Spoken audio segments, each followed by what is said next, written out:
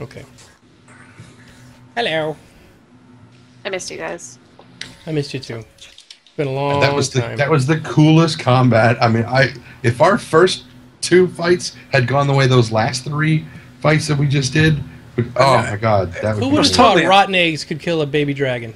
I don't know, but man, Oh man. Gavin, What about that one dude that Gavin slit in half? Like one It was guy. amazing. one guy. No, the cleave to the second guy was amazing. I don't know what it was, but it was the best rolling that I have ever seen. Yeah, I was going to say, sure usually you don't roll 20s like that. 18s and 20s just constantly was amazing. Oh my god. Crits. We're definitely going to have to highlight that.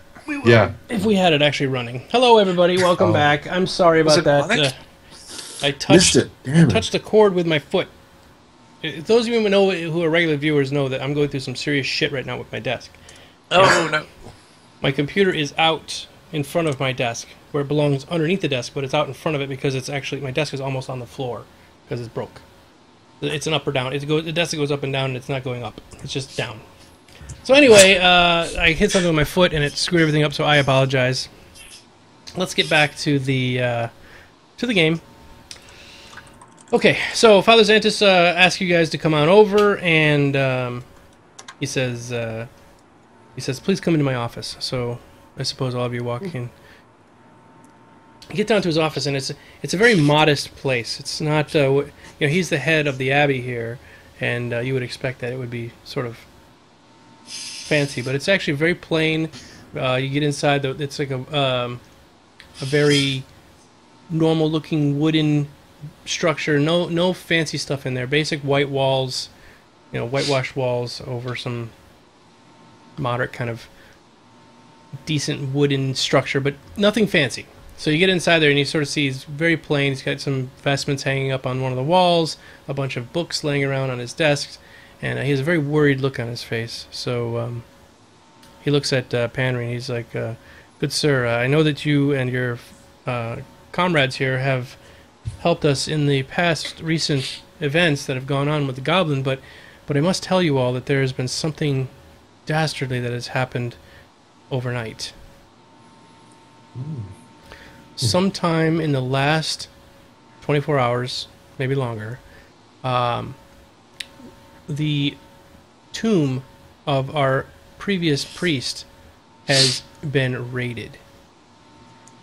So his name is Ezekiel Tobian, and he was the predecessor here who was here when the last cathedral burnt to the ground, and he was entombed in a crypt right out behind here, and somebody was walking by earlier and said they saw something, so I went and investigated it and noticed that the crypt was slightly ajar and there was some strange noises coming from inside, and it's more than I would normally be able to deal with, so I thought maybe being that you were sort of professionals in this arena, that you might be able to help me out and at least investigate his tomb. Is there anything in the tomb that someone would have thought it worth taking, aside from, obviously, his corpse? Nothing. He was buried in very modest vestments. His corpse was very severely burned. We don't... Our order here does not believe in finery of any sort, so very modestly buried vestments. I can't think of anything in there. Good fellow. Could you think of any other reason for someone wanting to defile his resting place? Anyone in the local area that may hold a grudge against him or you here that dwell in the place? No, not that I know of. I have no idea, and I'm not an investigator in this, and that is why I've asked the Sheriff Hemlock, to come up and investigate with you if you wouldn't mind. Sure. He claps his hands, and one of the altar boys, for lack of a better word, runs out and comes back with Sheriff Hemlock, who walks in the room. You remember Sheriff Hemlock? He was one of the persons that were up on stage earlier doing the the dedication to the cathedral. He was sort of the somber, quiet fellow that didn't really say much. But yeah, he comes in. He's like, "Hello, heroes." Hi. Good morning. Can I possibly roll a sense motive for Father Zantos to see if he's telling us everything? Mm-hmm. Yep. Go ahead. Mm. As far as you can tell, he seems pretty genuine. Cool. Anyone else think to possibly do the same? No? I will do the same. Hold on. Panda's a little preoccupied still. It's a haze. It's a little bit of a haze. Cool. Okay, Kaylin, a little bit better. You can tell that he seems. You definitely feel that he's being very genuine. Like he's concerned that something's happened to the father's body. Okay, cool. I'll ask the sheriff the same sort of question I asked Father. Can you, sir, think of any reason for anyone wanting to defile the resting place of the father? Is there anyone around here that holds a grudge against the establishment? Well, look, there was some stuff that happened many years ago when the cathedral burnt down. That prior to that, there was some unpleasantness that happened around here. Some bad things happened. The father was killed. His daughter was killed. She was burnt right up, along with him. He wasn't badly as burned as she was, but no corpse of hers was ever found. We found the serial killer that was killing all the people in the area. We ended up taking care of that. But so pretty much that's all that's been tied into that. I don't know of anything else that would cause anybody to want to take anything from that crypt. You all haven't been there yet, right? No. Okay, because I don't want to make sure that you guys haven't messed up the crime scene at all. So that's why I want to go in there with you. A clever way of accusing us without accusing us. No, I'm not accusing you there, dwarf. I'm just mentioning that it's kind of a tricky situation, and if you all have not been in the crypt yet, then I know that the door is closed. That we will be able to verify that everything's good. Okay. What sort of unpleasantness took place that you spoke of? Was there anything that happened that? Was the establishment burnt down on purpose? Was it set ablaze because of someone's ill doing? We don't have any information on that directly. As far as the murders go, there was about 25 people murdered in a span of about 2 weeks. Right here in Sandpoint. So I don't have any kind of hard information of why it all happened. We think that the man was completely insane, and we ended up taking care of him. Okay. While everybody is talking, how's my friend Andrew looking? About like this. Semi-dead. Sort of leaning. Is there a chair around the room? Oh yes, several chairs. Really heavy one. Mm-hmm. Preferably one that, as people are talking very quietly, as I scrape it, pull it across the floor, will make a lot of noise. Yes. And then hit him with it and kill him? That's the one I'm going to pull towards my good friend Andu and offer him to sit down, scraping it across very loudly. All right, so the sheriff was in mid-sentence talking to Penry, and he turns and looks as the chair gets dragged, screeching across the floor. And he's like, sort of shakes his head. So, what was the purpose of dragging it across the floor? You just drag it over? So that Andu can sit down. Okay, but you wanted to make it known that you were dragging this big, heavy chair across the floor? No, that was just added bonus. Okay. So I really just wanted him to sit down. screech. Yep. So okay. So Andu, she slides a chair over to you, and everybody's attention in the room looks right at you. Everybody. They all stare at you. At you, me? Mm-hmm. Oh. I draw myself up a little bit taller and look at them like, what? Maybe touch my blade a little bit. Well.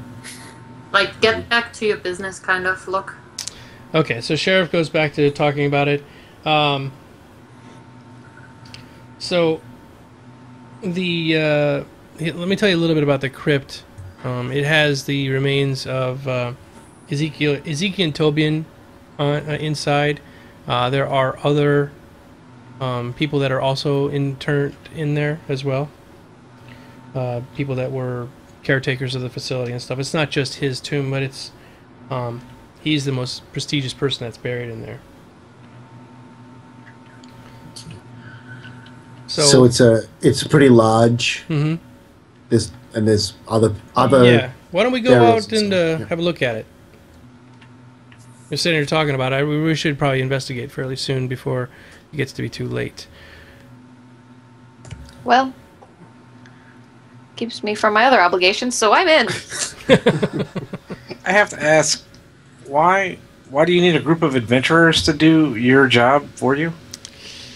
Well, let's go out and I'll show you. Is there something to worry about in this crypt? Well, there might be something to worry, but as you're going outside, he goes to explain as you're walking that the crypt has obviously been defiled by some small creatures of goblin size, and being that you all were the goblin slayers recently, he was thinking when he was talking with Father Zantus that this would probably be a job or a task for you. I see. Understandable. Would it be wise for us to maybe leave Andu, or should we bring him along with us in his current state? Are you asking me as the GM, or are you asking the sheriff? I'm asking my comrades. Oh, okay. I don't care what that Sheriff Dick thinks. I think the decision is up to Andu. Going. Okay. As long as you feel up to it, my friend. All right, so you're gonna venture on, Andu? He's coming in. Okay. All right, so as you get closer to the crypt, you can see what he's talking about. There are little skulls drawn in what looks like almost like crayon on the side of the crypt, with little happy faces on the skulls, and what looks to be like ponies with red X's through them, drawn all over the crypt. There's a hole about goblin size near the top of the roof that the only person you could think of that might be able to get through there would be Andu.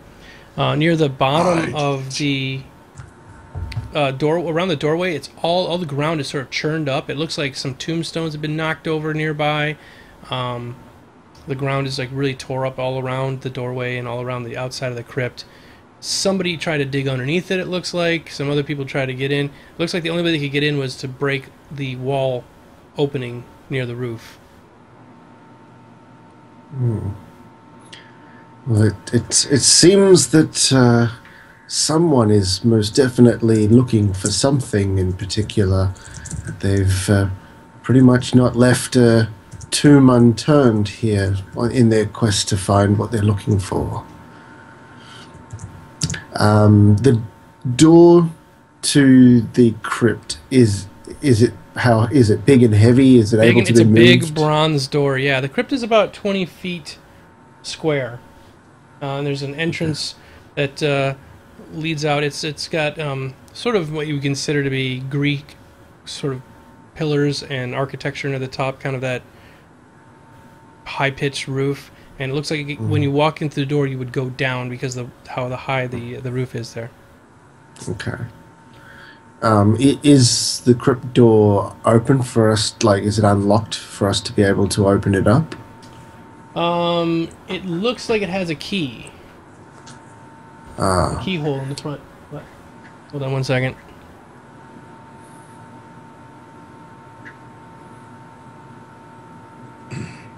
we have to figure out if it's a big keyhole or a small keyhole. Is it a keyhole that's big enough for Andy to crawl inside?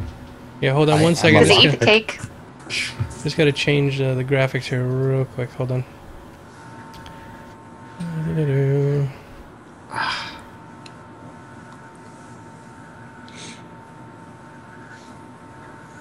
Yeah, you guys go ahead and look around. You can look around that there's, it's definitely, hold on. It's definitely Toomey. Yeah, it's definitely to me. I'm sorry. I'm trying to fix some It's okay. graphics here. That's why I'm filling in for you by saying it's a very Toomey tomb. It's very tomb. Got beautiful view of things. Got gravestone at front. Is only used by one man. He dead. Don't worry. Leave very good condition. There's a small tawny orange cat named Rum Toom Toomer who's hanging around here somewhere. Don't have to worry. He hums everything. Oh, Squirrel just left. I'm trying to fix Squirrel's camera. Sorry, Squirrel asked me to fix the camera because it was too close, and then he's just left. Yeah, well, you know, He's like, squirrels are like that. You want them to stay in one place, screw. and they take off. He's probably going looking for nuts, I would wager. He probably is. Squirrel! See how well that works? Squirrel! Can you zoom your camera out yourself? Because I can't make it small. I mean, I can make it smaller, but I can't change the way it's laid out. If you would.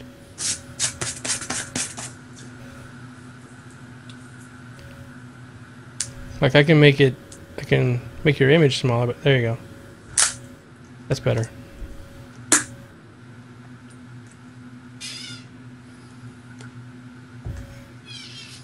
Is that better for you, Squirrel? Really good for you. Now he's got to wait for the lag. And No, can you hear me, Squirrel? Yeah, I can hear you. Oh, okay. Is it good? Are you okay? Yeah, that's fine. All right, cool. All right, so... Sorry about that, folks. No, it's no problem. Okay. No, I'd rather you be more comfortable. Okay, so so let's talk about the layout here. So you can see there's a door that is slightly ajar, and there is, like I said, the earth has all been tore up all around. It's definitely something that's been going on here. Can I perceive? Sure. Yeah.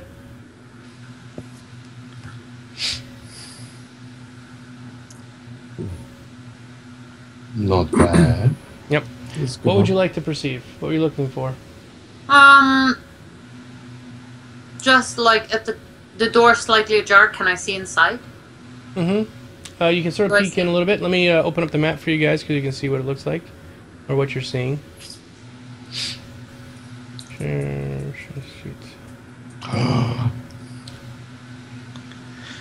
Alright, so... Man, these are the most epic grid squares I've ever seen. I know. That's all you can see. So It looks exactly like a tomb I imagined. yes. So you can sort of see in a little bit if you look down the hallway here. So this is a pretty big keyhole. Oh. No, the door is slightly ajar. The crypt is ajar. The crypt The is a crypt. crypt is ajar. The crypt is ajar. No, it's really a crypt. Ow. There we go. Makes it a little bit better so you guys actually can see. Mm-hmm. Mm. There we go. Alright, so that's what you're seeing. Okay. Did you really just draw a digital penis on the screen? No. Is that what you're saying? No. No. Okay, so if the door's open, yet it looks like it takes a keyhole, I'm going to ask the sheriff if there would be any way for someone to unlock the crypt from the inside. Not any normal way that I would know of. This is the hole that you can see from the side there up at the top. That's where somebody had climbed in. I'm just gonna do a little walk around and just look at the stonework and make sure I don't notice anything else. Looking at the stonework, as a dwarf, you can recognize it. Definitely some craftsmen made this. Any flaws or any other issues? Like, is it possible that hole over there is a pseudo hole, or stuff like that? Well, noticing going around the other side, you see that hole. You can see that it. What it was is there was a V at the top of sort of a decoration that it looks like up at the top. You can see the sort of like a sawtooth kind of decoration, and they knocked out one of the parts of the V. So you could probably do the same kind of thing all the way along.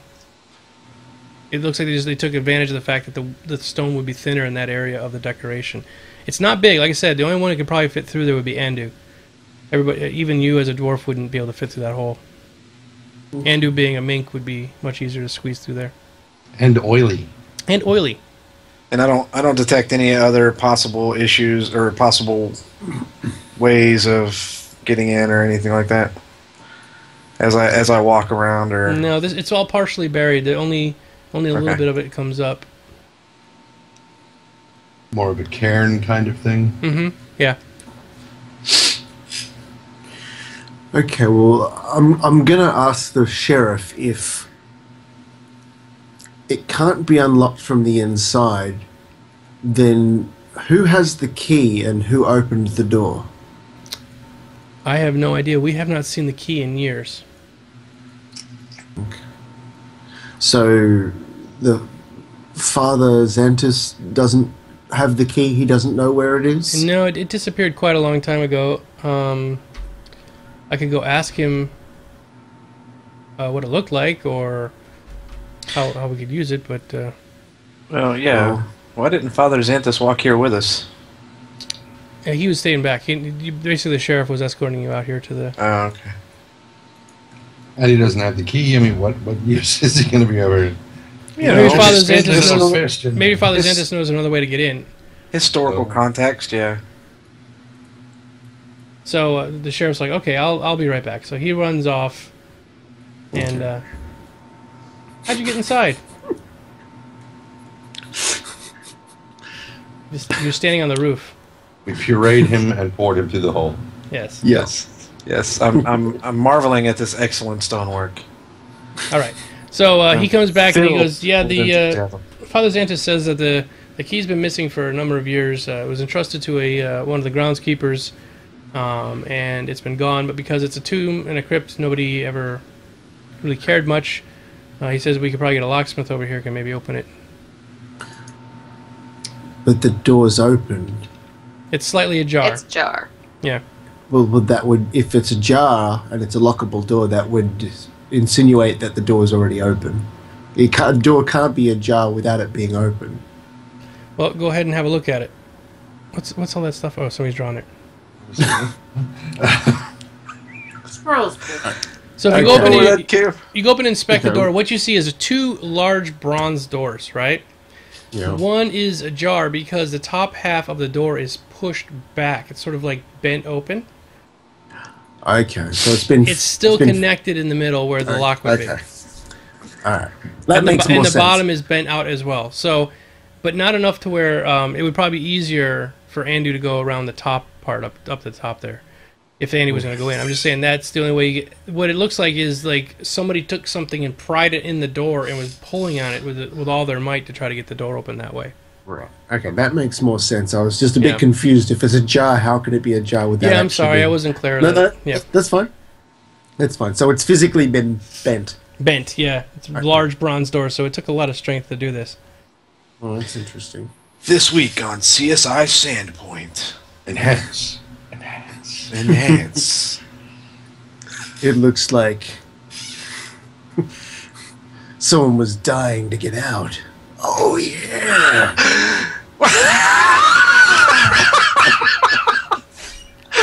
Oh, that was great. Nice. Could I climb towards the hole and look inside? Yeah, that's what I've shown you on the map is as clear as you can see. You can see down there. There's some light coming in through the hole up at the top there, and that's about as far as you can see down the steps.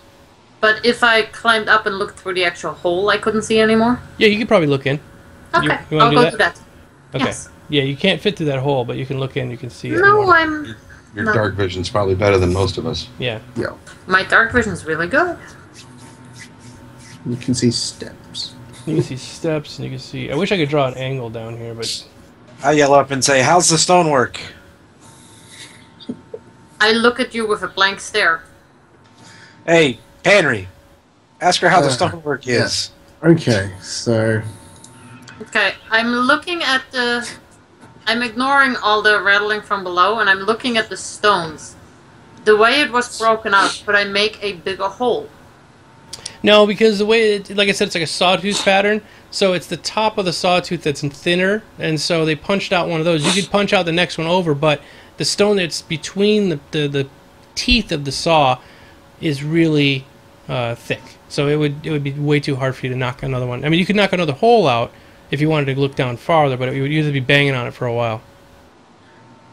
okay, I ask Errol if there's anything interesting. What?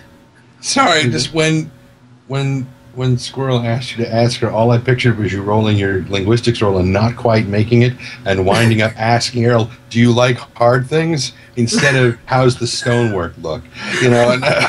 And, Well, actually, we had a discussion about this. It seems a bit weird that I'd have to roll my linguistics constantly to talk to her. It's like either I can speak Drow or I can't. Well, you don't natively speak Drow, so you probably will have to roll linguistics every once in a while just to communicate. All right. Complexity of the thing you're trying to. You only Well, know this one- some words. All right. There. You go. nailed it. You can There you definitely go. communicate. I asked just- Errol if Perpetually apply that roll from here on out. if there's anything of interest that she can see or anything dangerous that we should be concerned about. Tell us, what do your elven eyes see? No, that's not right. That's not right. So yes, All right. So can we just get in? Can we just break the door down and march our asses right on in? Because this dwarf is tired of looking at the magnificent stonework. Yeah. That's the seventh sign right there. So, as I'm looking through the hole, I saw the stairs, the tunnel leading down, and then what is that? What is what? That's- Line, that white line in the middle of that it. iron girder-looking thing. It's more stone. It looks to be some kind of ceremonial. You can't really tell. It looks like it has some ceremonial purpose, like it holds candles or something. But you can't really tell because it's really far from the front of the door. So even though your vision's good, it's kind of hazy in there. Okay. So I yelled down that there's nothing really exciting to see in here, and I cannot possibly make the hole any bigger for us to get inside. all right. We're gonna have to have Stockus roll to see if he understood that. You get the gist of it. Yeah, they were fairly simple words, I think. Yeah. Yes. Hold this. No go. No go. No go. I take it. What are we holding? Hold this. I'm gonna climb through the hole. I Try to look pull at the you door back. from the I will inside. not let you go inside. Okay. Maybe I won't go.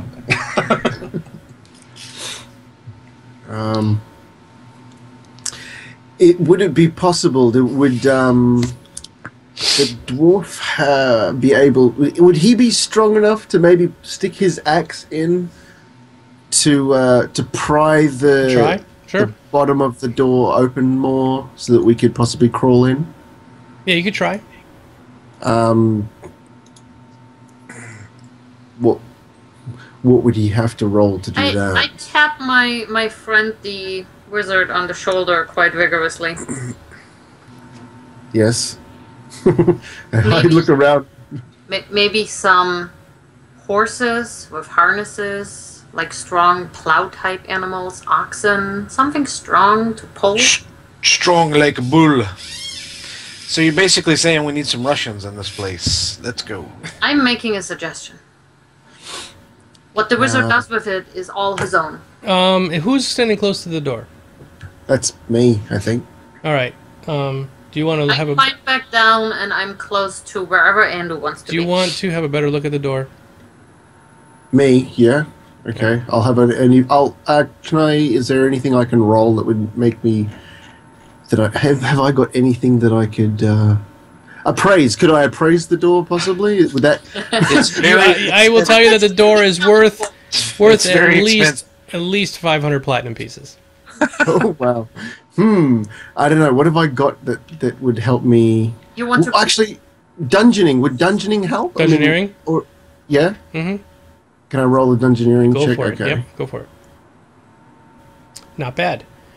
You can see that there's a keyhole right in the front. That seems to be the main part that you can't get open, and the keyhole around it has letters scribed. Okay. Okay. Can I read these letters? Yes. It says E-T.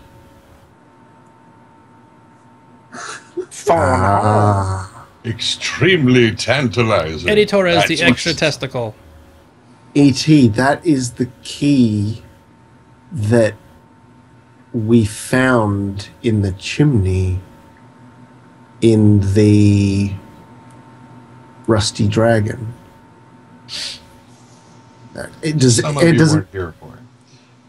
Doesn't Andrew already have that key on him? Do you want to ask? Are you asking this out loud? Are you talking this out loud, or are you keeping? Yes. I'm asking. I relay this to the people because they probably can't read it. So my comrades, I say that there's letters inscribed on the door. It says E.T., which might not be good to show the key to the sheriff. He did just ask, have we been here? We haven't been here. What? All we have to do is explain where we got the key. And it's no That's problem. right. Oh, yes, a likely story. Just saying. Well, we have been renowned for fighting off the goblins, and the first encounter we had was with goblins looking for this very same article. Andrew, do you still have the key on you we found? Now, asking out of character, do I? Because it's not listed in my inventory anymore. Yeah, you still have it. Okay, good. You hung it around your neck on a string. You guys have a key, huh? It's right there with my other key. Okay. You guys just came across a key. Yeah. Huh? Cool. Okay. All right, so Andrew pulls out a very soot-covered silver key. When did this happen, out of curiosity? This was before we ran into you guys. Yeah. Remember, everybody did a little bit of an adventure prior? Yeah. No, I was just curious. Was it a pre-game exercise? The reason I didn't remember it is that some part of my brain figured that was completely unrelated to this, so I forgot about the key in its entirety. But yes. Well, as soon as the ET was seen by Panry, he immediately remembered, so... Yeah. Yes. So, thank you, little one, and hands me the key. I insert the key and twist. A very satisfying clunk. Here, a very loud clunk. And then the door that was sort of bent out of shape kind of slightly swings open. Pause for 1 second. Hey, Raiders. Welcome. Sorry. Usually when we're streaming, I don't really say anything to the chat because it kind of ruins the game, but thank you for coming in raid, Jimmy. Sorry. Big love to Jimmy. I'm looking over. We just watched that yesterday. Mm-hmm. I'm gonna look over at the sheriff and just gauge his reaction to A, the key being displayed, and B, it being used. He kind of looks a little steely-eyed at you, kind of stares you down a little Clint Eastwood style. What I want to know is, do you have a monkey? Well, yes. Actually, I do. Follow Spring good him. Speaking of the monkey, The minky. can we just have your monkey take a torch down there for us? Not on your life.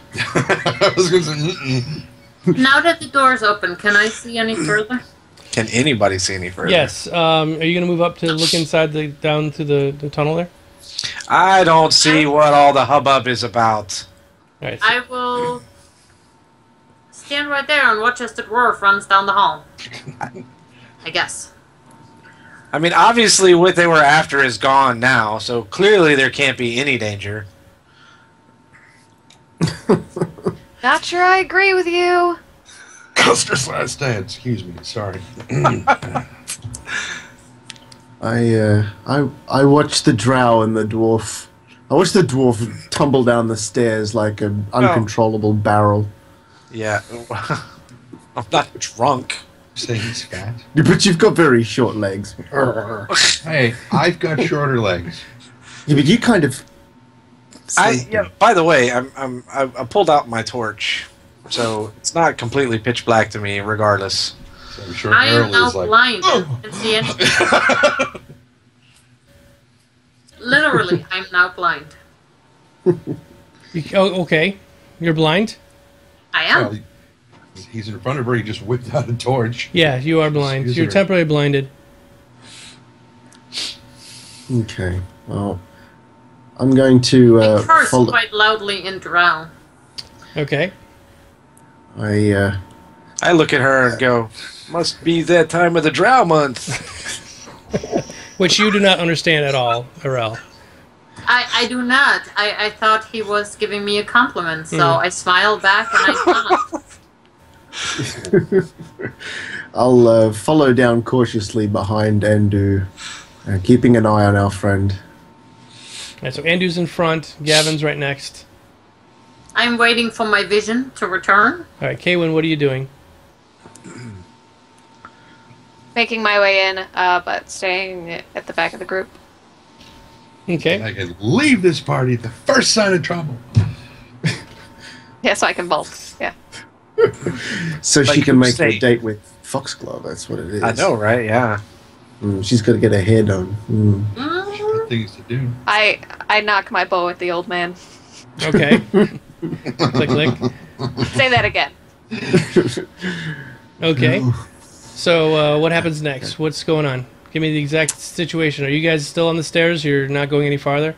At the moment, we're in the stairs. I was giving you time to react to what we were doing. Oh, you're just on the If stairs. you So want no, me to go ahead first, I'll go Can ahead. can I roll another dungeoneering check just to check if I can perceive any sort of threats inside once we're I'm going to move down beside Andu, just at the bottom of the stairs, but not sort of going any further. Well, if you're going there, but did you literally just run out like that? Well, no. Sort of looks that way, doesn't it? Yeah. All right, so Gavin steps forward, and everybody Sure, roll, why not? I have Everybody a roll torch. initiative. Everybody roll initiative. I have a torch. What could possibly go wrong? Would you like Can to I list see ya? alphabet? What's that? Can I see? A little bit. It's still like you go outside, really bright day to go in dark inside. It's sort of like Are you that. Oh my fucking god! kidding me? Are you fucking kidding me? How does that even happen? It's initiative. It doesn't matter. Says the last person. Second to the last person. Oh my god! So Andu's first. Yep. Holy crap, 33. Yeah, Andu goes first. Irel is next. All right. Oh, pardon So, my friend. folks, but- What ends up happening is roll perception for me there, Gavin. It either hits me or it didn't.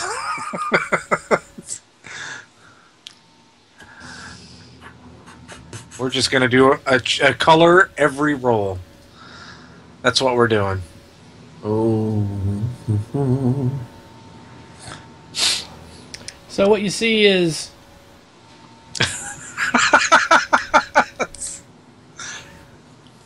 yeah. You see 3 Harryhausen-style skeletons standing over on the corner going...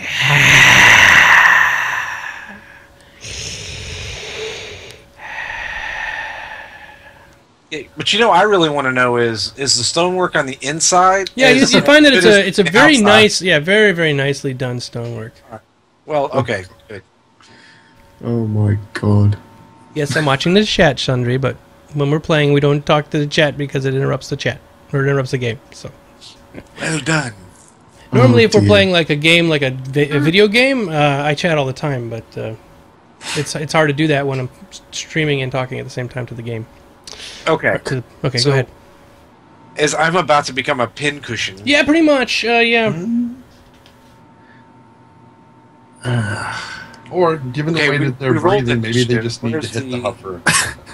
Oh, there it is, right there. Okay, cool.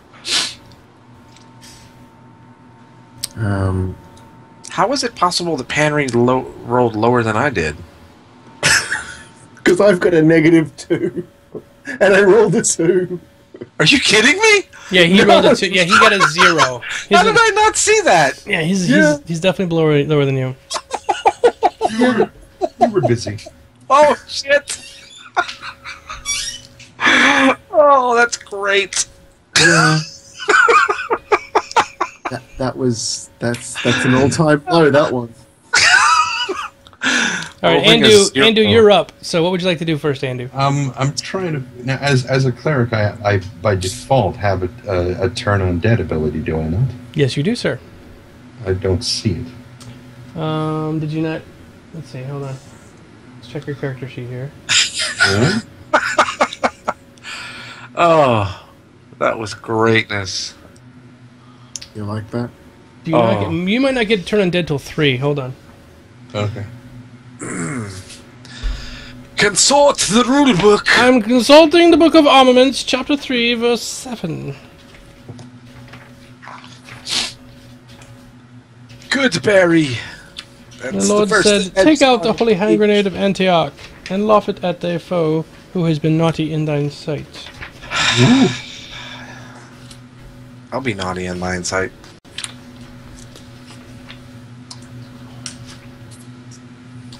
Let me see. Actually, instead of looking up in the book, I could always look up on the internets, which might be fast. Hey, you could always look in this thing that we have called, a library. A library? Oh, wait, that's not loaded. Or you could be naughty with her in your sight. She's blind. It's perfect. She won't know how ugly I am. I'll just tell her I'm standing in a hole all the time. It says it's a channel positive energy class feature. You can, as a standard action, use one of your uses of channel positive energy to cause all undead within 30 feet to flee as if panicked. Undead will receive a will save to negate the effect. The DC will for save is equal to 10 plus 1/2 your character level, your charisma modifier. Undead that fail their slave flee for 1 minute. So it doesn't say what level you get that. And I don't think we've trained that up yet. So hold on. Okay. It's okay. Trying to figure out why we don't have it on there for you. Well, what I will do with my turn here, basically, is communicate to the other two behind me. Because, Panry, he's right across from me. He can probably see the two that are, behind me. But the other two, I just kind of communicate to them. Although Errol may not be able to see that too well. That guy's fucked. She's still got purple. Yeah, she's got little sparklies going on her eyes and Errol's eyes. Yes. I can just see because Andy's still got all this snack and hand it to him. Andrew's still got all the stitches and patches of hair missing. He just goes, oh, like that. And they think I've turned. Then they're like, He is undead. Oh, no. Yeah, they don't even bother with Andrew. They just think he's one of them. That's great. So I'll communicate as best I can, noting the Panry. Oh, that's right. Firework just brought something. Turn undead as a feat. So, did you get it as a feat? I don't think I have any feet. You have 2 feet. Actually, you have 4 feet. I have no feet. Why did we not give you feet? Any feats? No feats? I think what we're dealing with is what I was talking about. the fact that he is a mink instead of, say, a halfling or one of the other... I don't think that the system is designed to recognize that I'm not an animal. That's probably what it is. So, well, why did we not ever... We should have given you some feats at least, manually. Hey. We go to the library. Inventory. The library. I'll worry about turn undead later because I don't think it's going to work very well in this case anyway. So I will use my turn to communicate to them and thereby, through Panry to Errol, that 3 skeletons, 2 over there, 1 over there. And then I will do this. And the dumbass in the middle. And 1 stupid dwarf. Although he's taller than me, so... Alright, Errol, what would you like to do next? Question number 1. Mm-hmm. Am I still wounded? No, everybody... We all healed up. Yeah. We all Yeah. healed up. But I don't think it fixed it. Please. Yeah, it didn't fix it in the system. It's Thank fixed. you so much. I feel so much better. Yes. Alright, go ahead. Do I have a bowish type? A bow? Yeah. No, I do not. No, I don't think you picked a bow. I did not. Okay. From where I'm standing, do I see any of this, or am I still just seeing? You see sparkles, and you don't see any. Yeah. You can maybe see something off to the left here, or maybe a corner of the skeleton. She's submitting with me. I am smitten.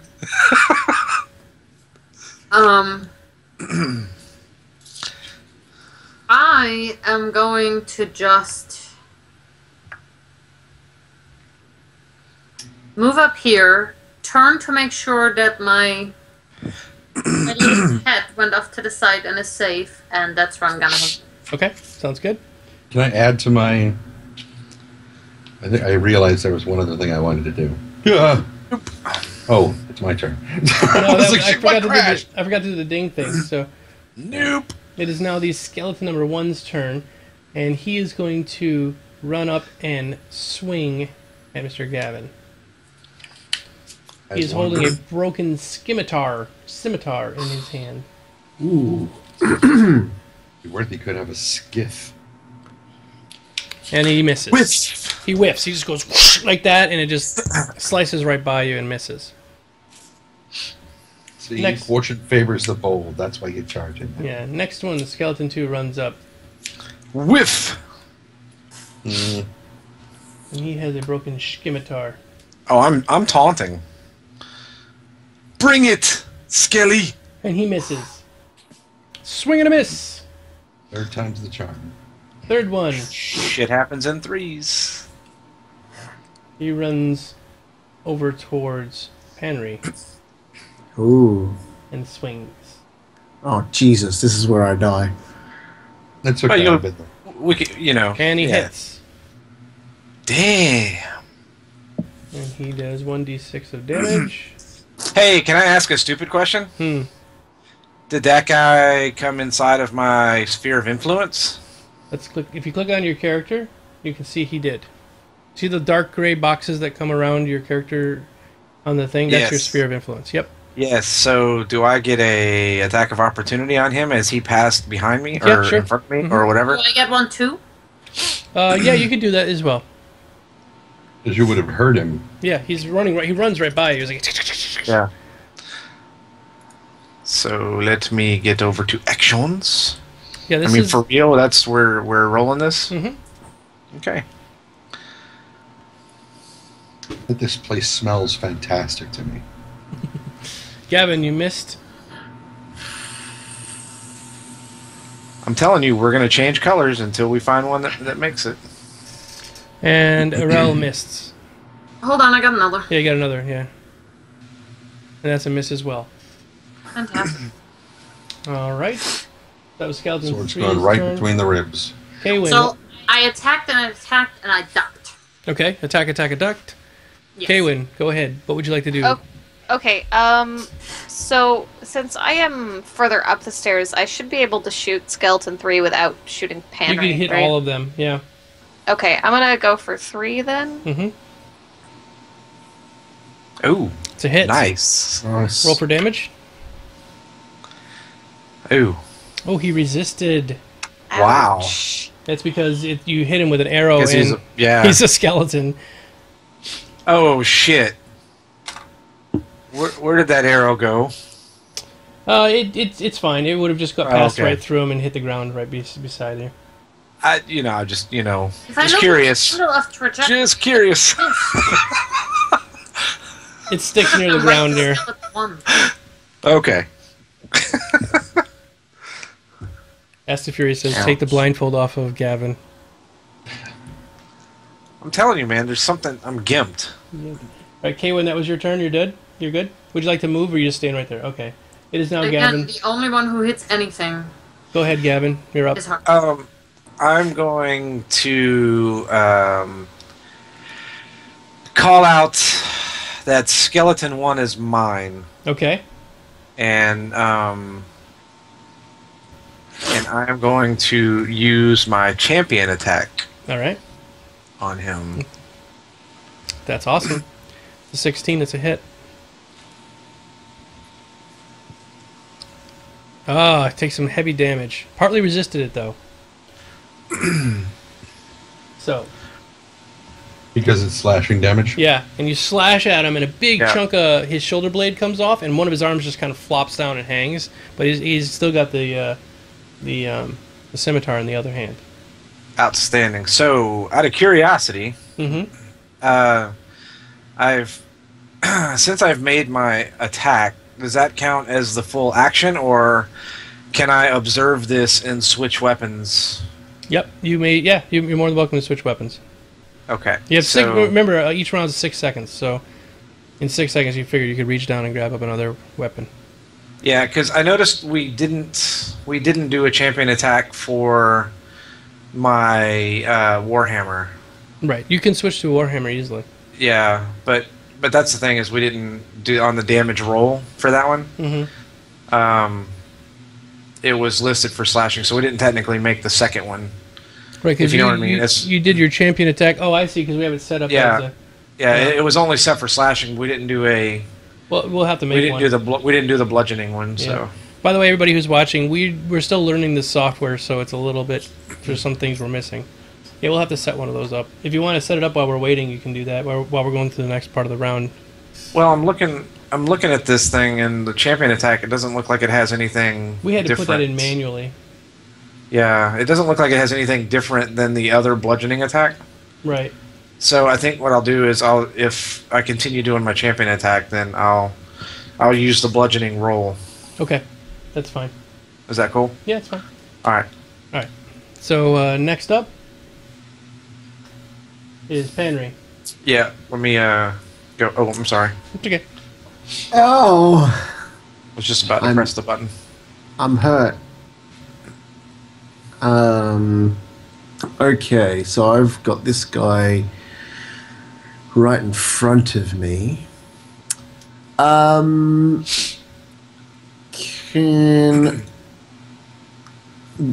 one turn, would I be able to use an item from my inventory and attack at the same time in one go? Yeah, I mean, if you're going to build a tent, no. No, but if you're just reaching in a bag and pulling out an item, yeah. Remember, you got 6 seconds roughly to between. Yep. Okay. Well, I have an empty sack on my person. Mm-hmm. I'm sorry. I'm going to place this empty Hessian sack over the head of the skeleton in front of me. Okay. And then. You have to roll for that, but... Oh, do I? Okay, what do I have to roll? Let's see, probably... Look at your character real quick. I laugh at this because we had a discussion a couple of days back, and we... I don't know what you'd want me to... Roll,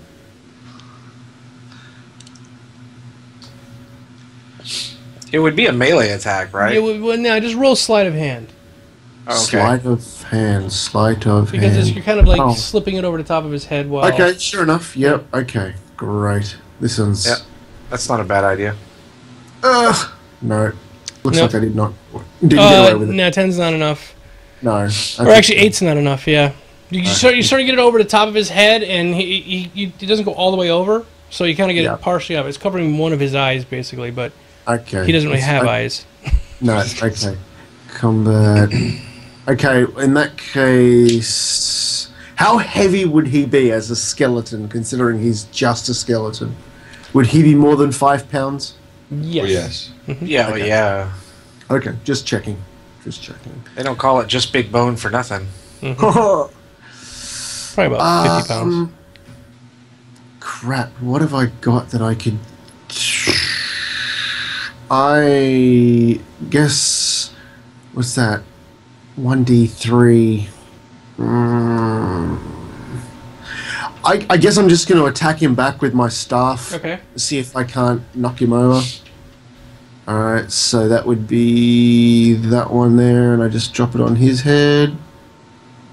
And it's a miss. So Miss. Henry swings back. He tries to stick the thing back over his head. He tries to get on him, won't go. So he just grabs his staff and tries to hit at him, and he misses. I don't think that... can I move as well, or is that done? That's it. That's it? Yep, okay. I'm done. All right, Andrew? Do any of these skeletons seem to be wearing humble clerical vestments of someone who might have been interred here? Roll perception for me. It's an interesting thought.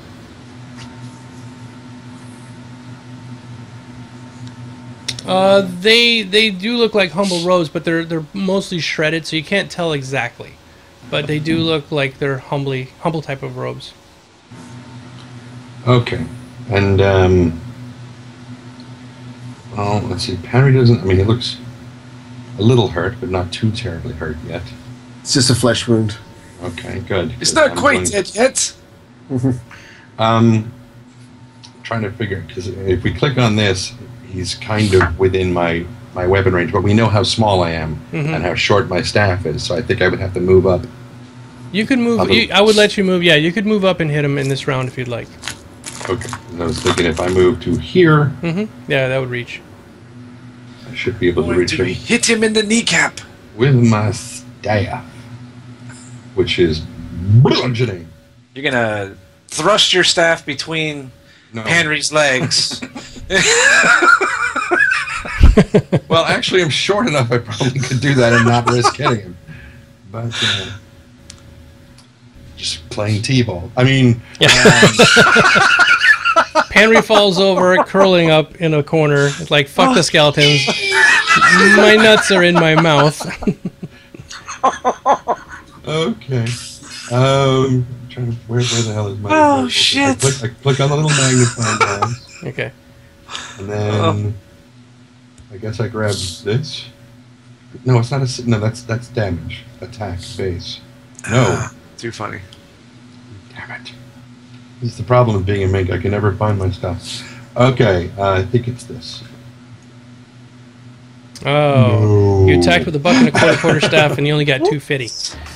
250. I give it $1. So you miss. So Andy tries to swing around you, Henry, and he almost hits you with it.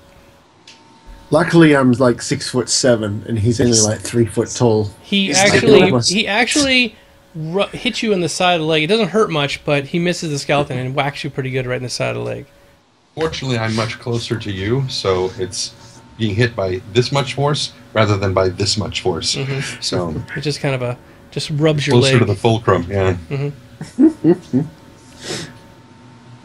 Okay. All right. Next up is Errol. I will once more attack skeleton number 3. Okay. With both of my scimitars in a slashing motion. Go ahead. Whoa. Oh, yeah, girl. Crit. First one. And not a crit. Woo! No. Okay, my crit was not confirmed. Okay. So now, I was definitely in a position of flanking this here skeleton. Yep. So side. So we don't have that in here? No. Okay. All that means is that I get, I believe, 1d6 for the scimitar and then 1d6 for the flanking? Yep. So I just... Do you want me to drop it twice on him? No, what you do is you pick up the D6, right? And you hold the shift key, right? Nope. No, hold on. I forgot how to do it already. I'm picking up one that's next to my scimitar. Oh, right-click it. Yeah. Right-click it. No. Aren't I dropping it from the scimitar right on him? Yeah, but when you pick it up, right-click and you'll get an extra die. Oh, look at that! Mm-hmm. Oh, girl. You killed it. Dead. He dead. Nice, good job. So slash, and the skeleton explodes in pieces of skeletal fragments explode out, hitting Panry and a little bit in the back of Gavin. We've just slipped into a slasher flick. Mm-hmm. I've got bits of skeleton in my beard. So that was Skeleton 3, who is deceased. Dead. Well, again. Redundant, yeah. Undead and dead. He's more dead than he was dead before. He's re-dead. Okay. He's re-dead. Wow. Oh, I must pass my turn. I'm all happy. That's deep. Yeah, Darkin, he got one right before you got here. That's deep. Okay, so go ahead. Next one up is Skeleton 1's turn. He's going to swing at Gavin again. Yes, with one arm, right? Yeah, this one, because his one arm's wounded, he's going to scratch at you with his claw. Totally missed. Oh, wow. He rolls worse than I do. Yeah, Skeleton 2, he's going to swing at you with a scimitar again. And that's also a miss. Nice. And they're like, like that, as they start swinging at you. All right, and now it is Kaywin's turn. I don't know if I should try my arrows again or not. Well, she slashed at him with her scimitar and did enough damage to kill one. Would you happen to have a blunt arrowhead, like a fist? Yeah, a fisting arrowhead. She attaches the fist attachment. Yeah. Stick the dagger backwards in the head of an arrow. Genius.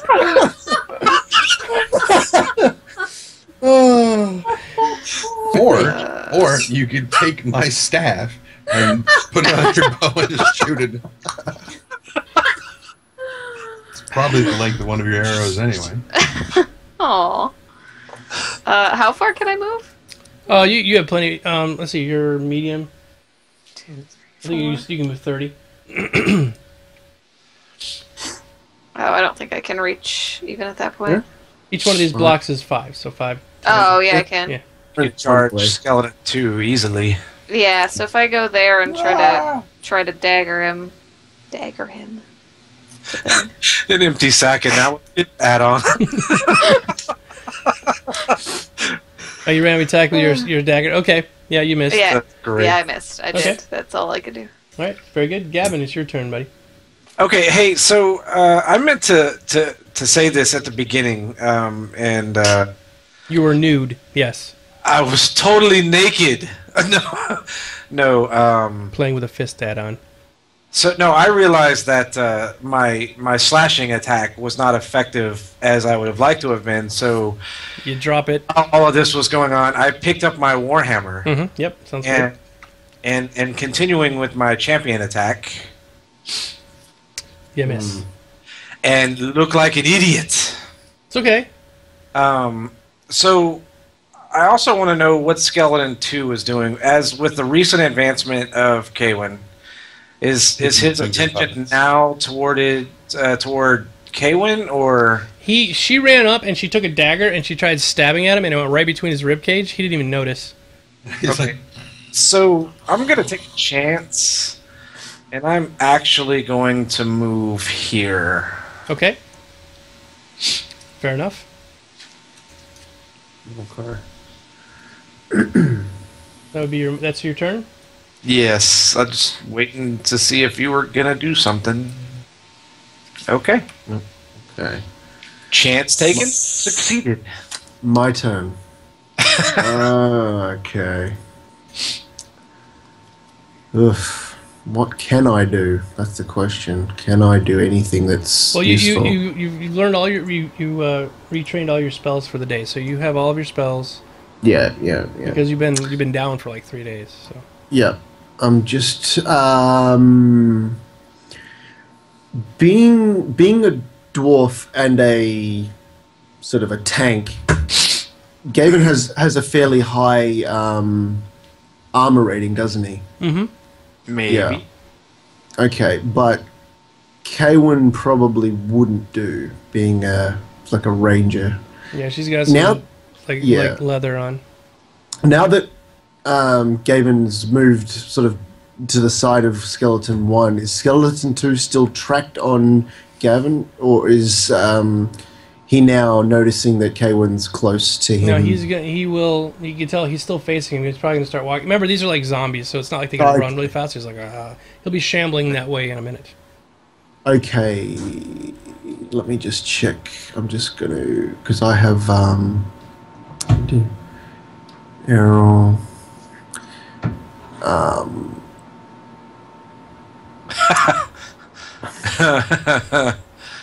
Fireball, what could go wrong? Yeah. No. Cast magic missile at the darkness. Yeah. Do not cast magic missile at the darkness. No, not going to cast magic Got missile. any Cheetos? The Cheetos! I can have a Mountain Dew. In the fridge, duh. In the fridge. God, can I have a Mountain Dew? Are there any girls there? Yes, there are. them all. I want to do them. You're not there. You're getting drunk. Do I see this? I'm going to cast mage armor on Gavin. Okay. Seeing as he seems to be tanking, so Yeah. So now how do I So click can on you the cast it little? on him? Let me see. I think you can. Oh, wrong one. Hang on. No, I don't want that one. That was the wrong. No, stop. I want to. Why does? Finish the sentence. Come on, pick any sentence and finish it. Words. I'm trying to. There we go. I'm trying to figure out how to cast it. I mean, what is it? No. A wizard that doesn't know how to cast. How old? Invisible botanical field that surrounds the subject of mage armor, providing a +4 armor bonus to AC. You should just be able to drag it on there, I think. Well, I'm trying to. I just accidentally clicked it and it's come up. Let me see. Cast mage armor. Yeah. Well, Casting mage armor. Now, do I have to roll to see if it's a success? Yeah. No, I did it. So, okay, I'll show you how to do it. Okay. Can you see my... Yes, okay. On your character sheet, if you click on the little wand-looking thing, or like a bubble wand almost, or magnifying glass, whatever you want to call it, glass. right next to mage armor, Yep, done you'll that. come up with a thing that looks like a 20-sided die. It says cast, attack, CLC, and save. Yep. CLC would be if you're being, like, a bunch of bees are flying around your head, you'd have to roll that one. That would be lots of things are happening. Now, because the skeleton's dead in front of you now, you're basically free to cast without any kind of problems. Okay. So what you do is you pick up the other one, the one that says just regular cast. Yeah. Pick it up and drag it on top of Gavin, and then it gives it to him. It automatically did give it to him. You see how it says cast mage armor at Gavin Iron Tracker? So now Gavin's got the bonus. Okay. Okay. Cool. How do I see that? I believe. Let's see. Look at your. I get it. Okay, let's open up Gavin. I mean, I didn't see anything change on mine. It still says 17 AC. Okay. Let me just roll something on you and just see what happens. I'll attack at you with one of these. This is the first time we're trying this out, guys, so... Yeah, bear with us, folks. We're still learning. We're still learning the software. Oh, wait. No, that's with my shield and I'm armor. going to drop it on you. Let's see if it changes.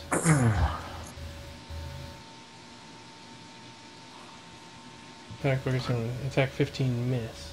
It would have to be a 17 to make it hit. Yeah, 17 is my base with everything. Right. Oh, sorry. So it could take all day. It says it casts it on you, though. Yeah, I know.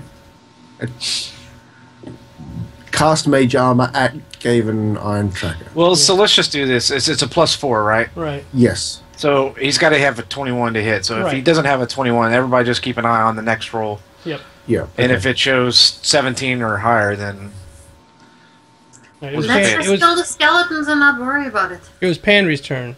Yeah, that's right. So that's me. I'm done. So Yeah, I so think that's I'm fine. just- We'll just have to manually do it. It's not that big of a deal. It should be automatic. That was the whole purpose of using the software. But if not, we'll.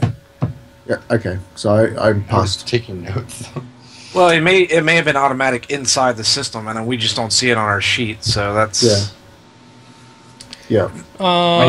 just got to wait until we actually see it. Yeah. The thing is, yeah, okay, we'll try it out another time where we're not doing it live. Yeah. All right. Yeah, hold on a sec. Clifford, I'm in the middle of trying to get my Otis emote. That is not my Otis emote. That you get that from Hazardous Mouse. Took my idea. Wow. Pug emote. Next. Yeah.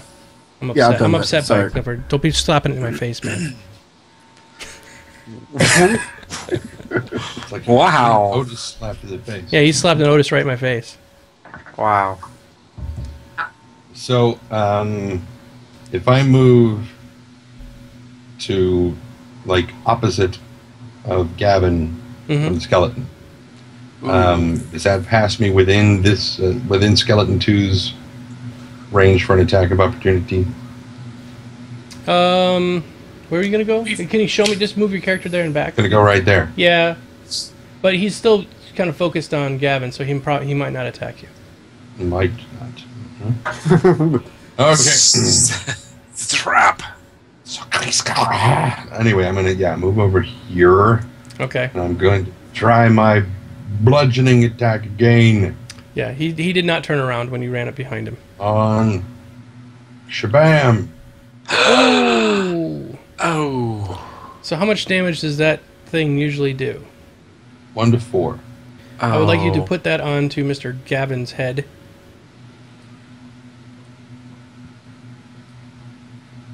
Wait, Wait, what did he hit me with? He just hit you with his staff. a quarter staff that's probably about 1/4 quarterstaff's length. It's like a No, I'm sorry. It's a 1 to 6. Sorry. it's a 16th staff. Yeah. Yes. Hold on.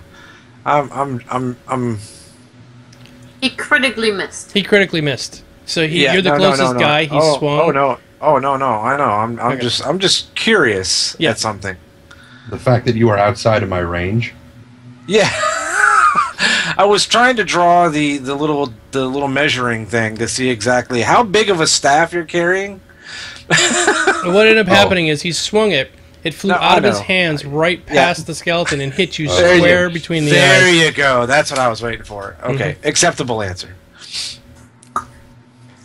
So now do you have to roll for damage? Yeah, he's got to roll damage. I just But- did. Wait, did you? Did you? Well, I And now grabbed it's the. worse because now he lost his staff. Yeah. Thanks.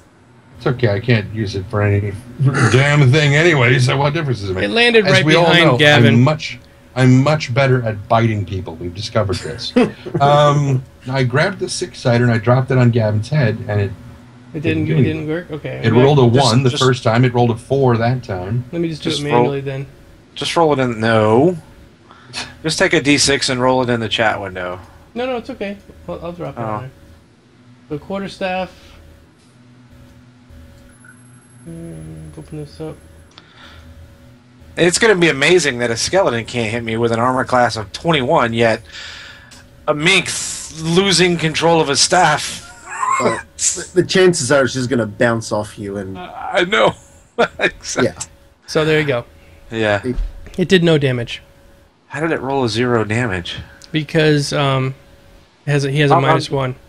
Oh, well, yeah, I'll just offer them. logistically, I'm trying to figure that out. I didn't. So the staff flies out of Andu's hand, flies right past the skeleton, whacks you right between the eyes, and you're like, shake it off, like, huh? Dwarves have very thick foreheads. Yeah. That's... All right, moving on. Yeah, moving on. So, Arel? Yeah. Oh. Yes, me. I can't hear any of you anymore, but I will move forward and do as I please. Hey, it's a roll. I would like to, if I may, can I roll past Caven and attack Skeleton 2? Yeah, you could run right past her. Okay. But staying kind of behind the skeleton. So here-ish. You want to go all the way around to do a backstab on him? Well, I can run right through her and go this way. I'm still on the side. He is facing Gavin. When his turn comes up, you'll see he's running over there. So he's... That's fine. Okay. I will attack him now. Okay. You can be behind him because he's facing towards Gavin. That's a hit. That's a hit. Also critical threat, so he is now turning to face you. Okay, so now I Let's am see how going much damage you to... did. Okay. I'm gonna do the one... For some reason, one of my scimitars has +2 and one has +4. Do you know why? I think it was a feat that you had. Really? Alright, I'm gonna roll two different damages then. And I'm gonna... Oh, he dead. You killed him. He dead. I He can't shatters. roll the other one? Let me roll the other one too. Just for fun. You shatter him again. You sit there stabbing at the pile of bones. In what's left of your face! He just turns to dust. It explodes and little parts go everywhere. Alright. So next up... I move my turn. He turns and faces Gavin directly. And he's going to swing his scimitar. Hey, before you do that... What's up? Hang on 1 second. Isn't he the one with one arm? Oops. That was an accident there. What happened there? I dropped that in accident. That was...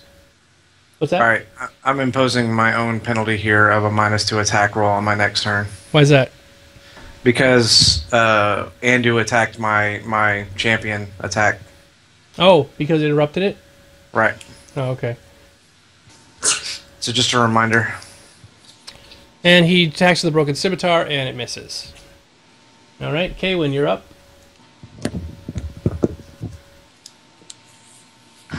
Okay. I guess I will try to finish him off, since your thing's already been interrupted anyway, so I guess it doesn't really matter. Well, yeah, you guys wouldn't have known that. It's a demoralizing effect for me because of the feat or the champion attack thing. Right. Okay. I missed. It doesn't matter. Okay. Okay. So, Sorry, Kaywin, did you shoot? I'm sorry, I was looking away for a second. I daggered. Oh, daggered. It failed. Okay. Yes. Let's see it in the chat. Maybe it didn't. There we go. Yeah. Roll an 8. Got it. Okay, next. So discouraged and depressed that somebody attacked my foe, I'm going to attack him again, hopefully. -2, so it was a miss either way. It was a miss either way, yep. And now I turn emo Start crying in the corner. and start crying in the corner. Fuck this, guys, I'm out of here. Yeah. You stupid thing. Okay. Clearly distraught that I couldn't end my foe before anybody else had to get in. You kept him occupied, which is your job. Yes. Yeah. Alright, well, seeing as he seems well and truly focused on Gavin, I'm going to move up in between... Oh, there we go. And I'm going to try and bop him on the head with my quarterstaff again. Bop it. I'm going to bop him. Alright. No, it's a miss. Terrible. Alright, fair enough. Yeah.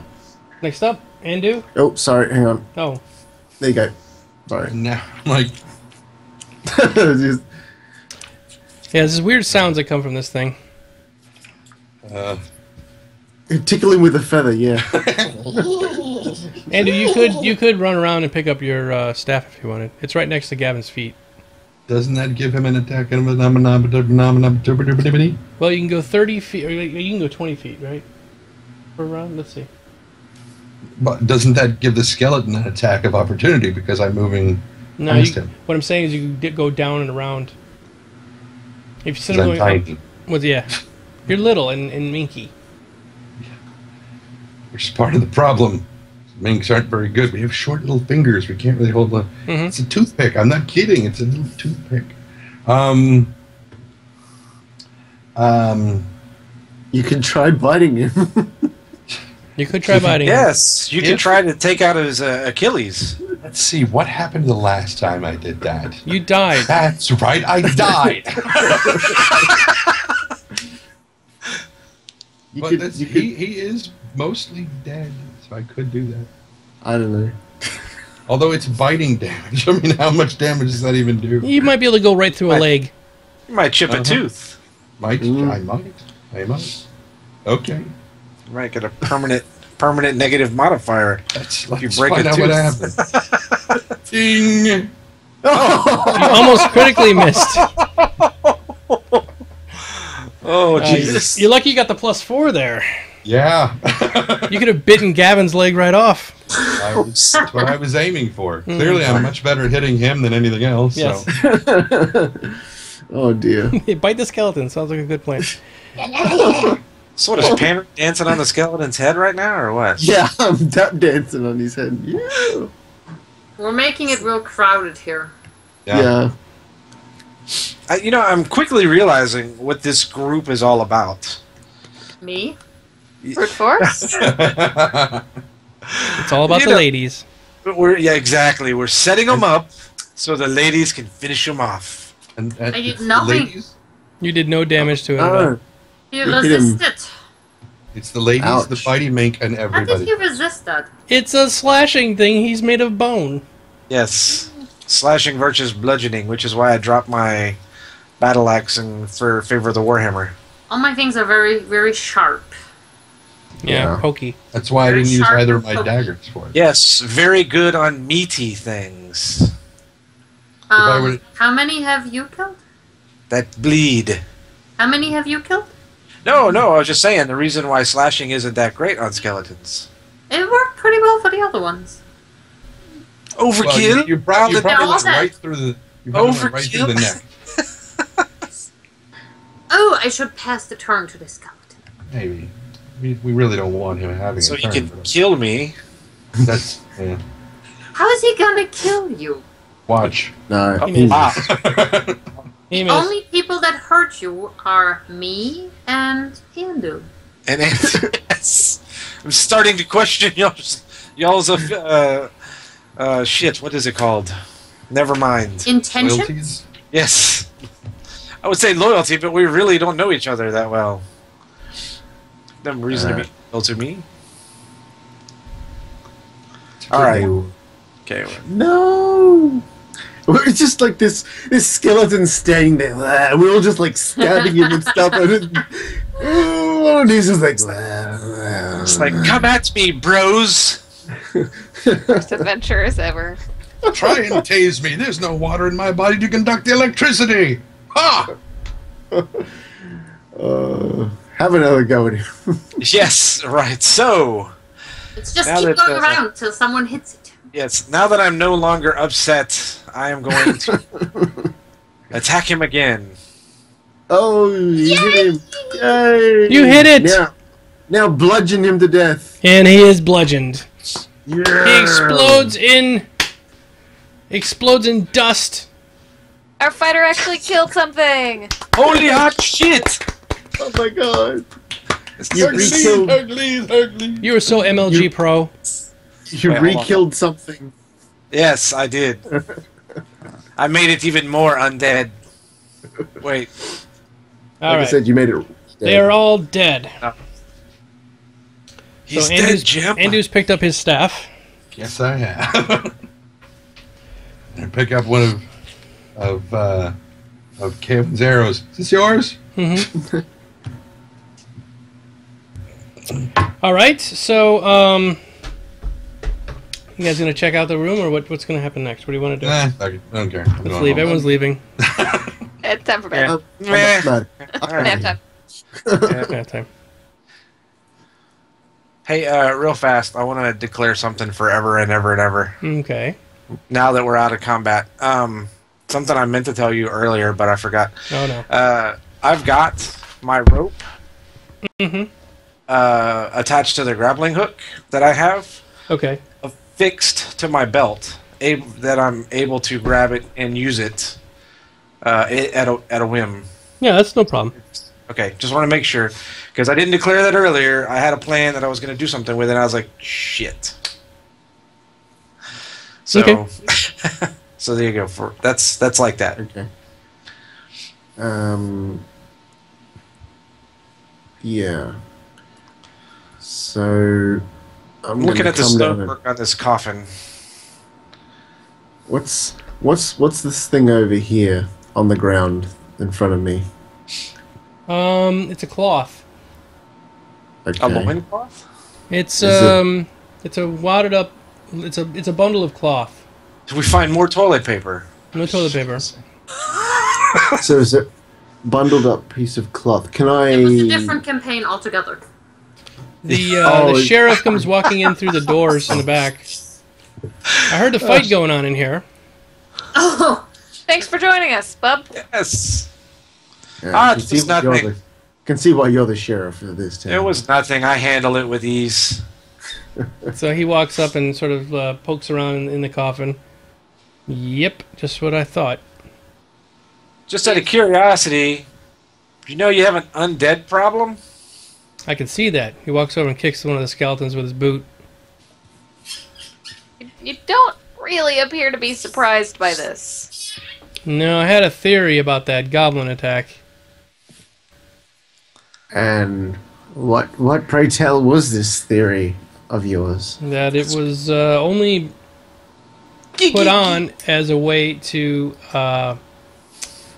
distract us while this happened. They gave up way too easy. Goblins don't first off come charging into a town and attack, and then giving up, 20-30 minutes after they start. Doesn't happen. I'm curious why you would have expected them to reanimate the dead. That doesn't seem like something one would that be part was expecting. definitely interesting, yes. I'd really like to know why you packed 3 guys in one coffin. We did not. What you can see now that we're underneath here is more like a catacomb. Across the walls are like we're partially underground, so across the walls you'll see their holes. And I see. the sarcophagus has been ripped open, and the remains have been taken out of there. But does it look like it was broken open from the inside or No, from the outside? Outside. Okay. There's goblin footprints in here, and the top of the sarcophagus is ripped off. I shed a tear at the broken stonework. It was a nice Can I coffin. look closely at the Silset sarcophagus? Sarcophagus? Okay, what would you like to see? Well, should I roll? Yeah, if you want to roll See if I perception. see What are you anything? looking? You want to check out dungeoneering? What are you trying to look at it for? Is what I'm trying to figure out. Just to generally see if I see anything interesting, claw marks, those kind of things. Oh yeah, there's nothing on the inside of the coffin. It looks like the corpse was laying in there peacefully, but there on the outside there's scratches and claw marks where it looks like, they took some big stick that they probably used to try to bend the door open and lifted the sarcophagus off the top, and it fell on the side. From inside, you can see some goblin footprints all around the casket, the sarcophagus. Okay. Is there anything else inside besides footprints? No. So I want to look around. Does any indication of hidden doors or anything else? Just out of curiosity. Not that you can see. Because I'm very good with stone work. Looking for obvious things. So it's just my personal motivations at this point. No. Everybody roll perception. Perception. Where was that at? That's on the main. Mm-hmm. Oh, Jesus Christ! I'm oblivious to what's going on. I'm. I think we found a winter dice color. Yeah, Andu and Gavin. Gavin, you look back at the door and you look back at the sarcophagus. You can tell that the door was wedged far enough open for a goblin to drag like a decayed corpse through the door at the bottom. It's just a very wide small enough. Corpse. Yes, yeah. Well, it's been in here for a couple years, so it's... And it was burned quite bad, so there probably wasn't a whole lot of flesh left to it anyway. Exactly. It was pretty small. While we're doing this, I'm going to be scooping up the pieces of dust and whatnot and turning them to their burial alcoves in the catacomb walls. Yep.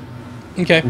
So, we find anything of importance on the skeletons? Like, I mean, I say obviously, I mean, they were obviously in here, but I mean, is there anything of relevance? There's a couple of broken scimitars that they had, not that you can see.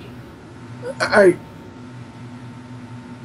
don't know. I'm wondering why in a church burial ground these commonly dressed skeletons were brandishing scimitars. What's that now? Why I'm wondering why the skeletons themselves, being of clerical nature or something like that, why they were buried with scimitars. Didn't say they were buried with them. Why there would be scimitars in here at all of any type? Well, they could have been left from the goblins, right? They could have been. Well, if you want to check, if you want to roll perception, dungeoneering, go ahead. Okay, so I do a dungeoneering check. Can I do that as well? Yeah, sure. Dungeoneering. Okay. While they're doing this, Andu's going to in and out of the thing, bringing in candles and relighting the. You're performing a ritual. Basically, oh, you know what? I don't have it. I'm sorry. Never mind. Oh yeah, I do. You should. It's kind of a dwarf thing. Yeah, but there's no... It's checked, but I don't have a total in my thing. Yeah, it's just... That's weird. Okay. Panry, you can tell that it looks like there's a couple of the corpses, or the alcoves here where the corpses were laid out. That they were probably like guards or something in a previous life. But that's about all you can make out. Is that it probably was those, like maybe a personal guard of the person that was buried here, or no? Yeah, like a guard or something. All right, that's cool. These I don't know what you would call them, little altars or whatever they are.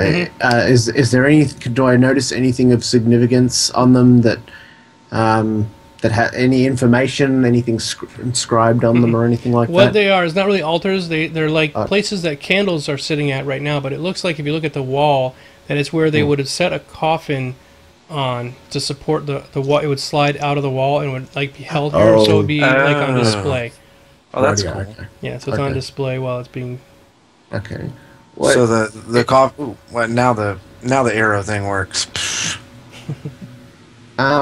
This little discoloration on the wall here, is this of anything of importance, or is it just an anomaly? Same as the one on the other side. It's just where we were blind and couldn't see. It just hasn't been. There we go. Yeah, that's cool. That's fine. I was just wondering. Yeah, that's okay. Wondering if it might be like a tapestry or something. I don't know. Yep. Are there any more of these goblin glyphs and drawings and shit in here? No, they were busy in here. They were trying to get out. Okay. So the inside of the door, the bronze door, if you noticed when you're coming in, it's all scratched up, and they were trying to bend it to get it out. They bent it far enough just so they could get the corpse out through the bottom. Okay.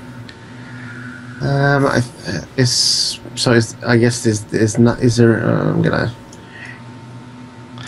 have a look at the. I'd like to ask the what is he, a sheriff or a sheriff? Yeah, I'd like to ask him who the door facilitator was, because if it was worth 500 platinum, I certainly don't want to have that on my tomb.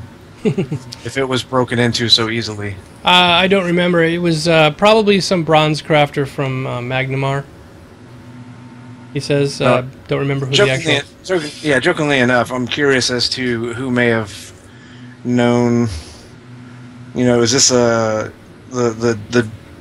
you know, was there anybody who would have known of the structural weaknesses of the door? You know, something along those lines. No, you know, it's a crypt or a tomb, so you wouldn't think many people would try to be breaking in or breaking out. Right. I'm just curious.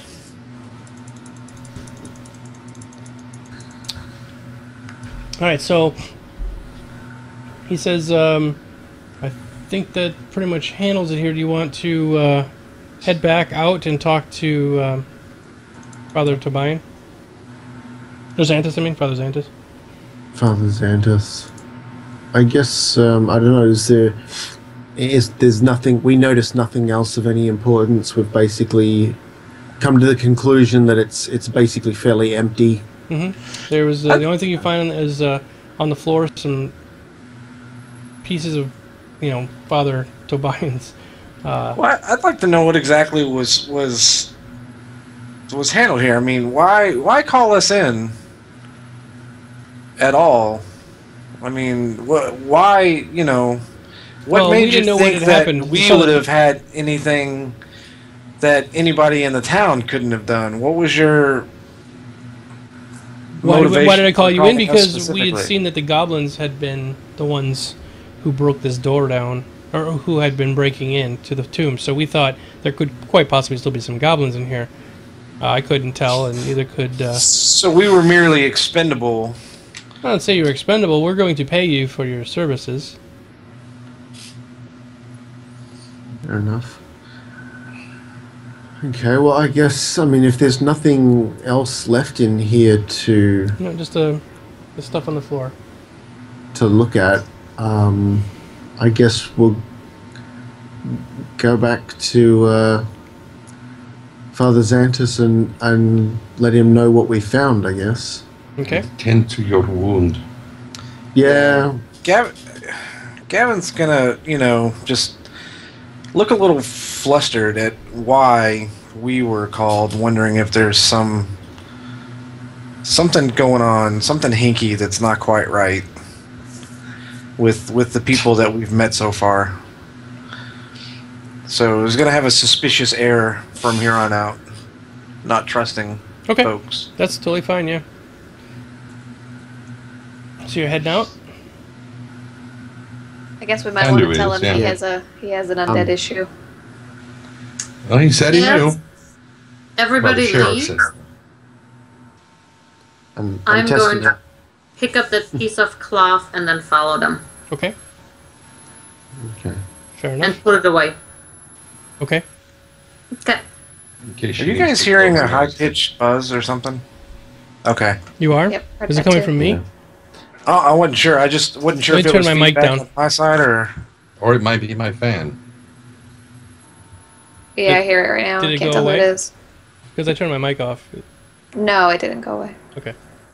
And it seems like it intensifies and then goes away and then intensifies and goes away. So it's like it's not a permanent. I just wanted to make sure if it was me or not. Okay. Is it a fairly regular slow oscillation? It seems like it's voice activated. Voice act. Well, I mean, when somebody talks, it kind of buzzes. Yeah. Say something, Trendane. Something trending. Something Dobo. Well, see, I'm hearing it now. I don't know. Let's move on. It's not that bad. We'll move on and see what happens. Yeah. Okay. All right. So you head back to the offices of Father Zantus, and he says, "Wow, you look like you've been roughed up a little bit. What's going on?" Well, Father, we tell us, Father. We examined the crypt that had been broken into and defiled, and found some undead occupying the area which should be full of the dead. Really? I will have to make sure we go back and reconsecrate the ground. Yes. Do you have any idea on how such a thing may have happened? How these poor souls had been reanimated? I have no idea. No. Do Do you know? goblins typically involve themselves in necromancy of this level? Not at all. Like I said, there would be nothing buried with him that would be worth anything at all. I don't know why goblins would... And the sheriff goes, yeah, it looks like the entire reason that the goblin attack happened was so that they could get in here and steal this. This is what I'm thinking. And he's like, well, then Father Zantus is like, well, that makes no sense. Why would they attack our town, interrupt our festival, interrupt our consecration to steal the bones of one of our dead priests? I have no idea. I'd say there's something bigger going on here. Obviously, this guy was either more important than you're letting on. Not really. The goblins are not typically powerful enough to engage in this sort of necromancy. They must have someone else with them. Otherwise, where did these 3 skeletons come from? I agree. If they were priests, clerics of this temple from times past, what brought them back? It must be some very, very dark magic. Yes, your friend Maxwell seems to know about bringing the dead back to life. You sure he might not have a clue as to how or why this has happened? This is beyond... I have to go investigate the scene myself, so I could probably tell you tomorrow maybe, but I have no idea what the background is here. He was just a priest. The reason the cathedral burned down is still under suspicion. We don't have anything locked in why it happened. His daughter was killed. He was killed. That's all we know. Where is his daughter buried? We never found her corpse, so she has a plaque on the inside of the tomb above where he was buried. And we are certain she was killed. We believe so. There was a corpse, ashes from a corpse right next to where he was.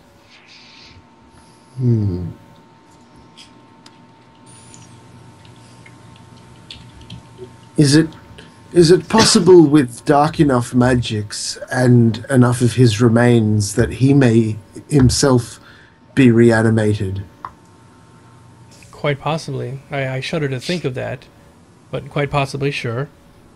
You never know what happens in the darker aspects of the world. There are many evil things in this land. And what was his name again? Anakin? Anakin? No. Oh. It was Ezekiel Tobian. I thought you were making like a Star Wars joke there for a second. Oh, I was. No. Kind of was. Hello, Captain Oblivious. Oblivious. Captain Oblivion. Yeah, so I don't know. If you want to head back to the Rusty Dragon, I will make sure that you're paid well for your efforts. And healed well. Yes, by all means. Let's go into the other room, and I will perform a healing ritual on you that will cure your wounds. That would be most appreciated. I thank you, Father. So you walk out into the main area. Let me go ahead and close this map here.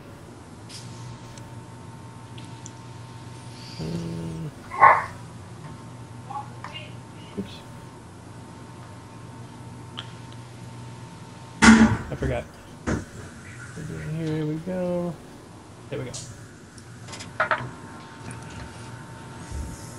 I say, I already had it closed and you reopened it. Did I? Well, then it closed again. So okay, good. Yeah.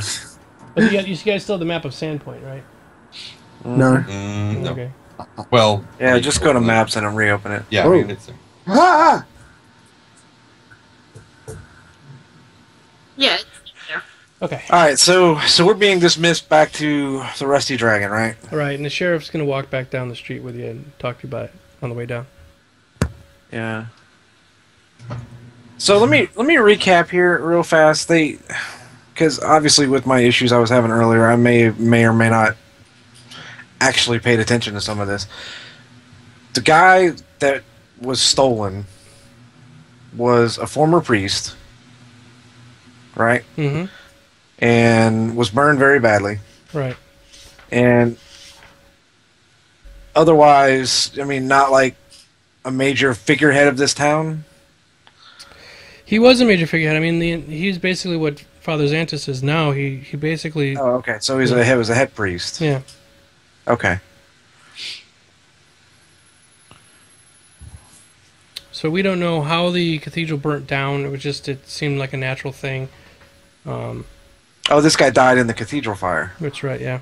Okay, I'm sorry. That's like I say with my back having... That was kind of spacey for a minute there. He's not...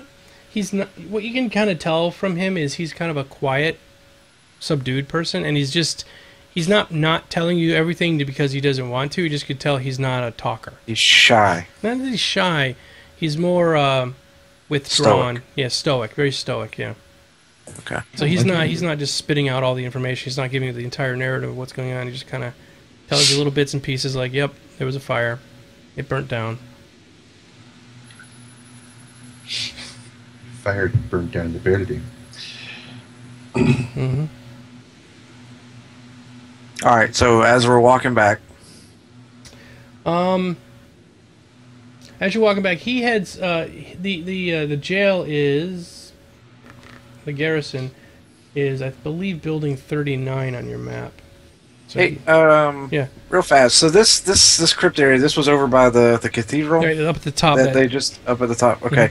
So as we're walking back, and forgive me for not remembering this because this was in my notes that I no longer have because It's okay. of the guy's name that I met originally. Oh, that everybody said you don't want to talk about. Oh, Scarletti.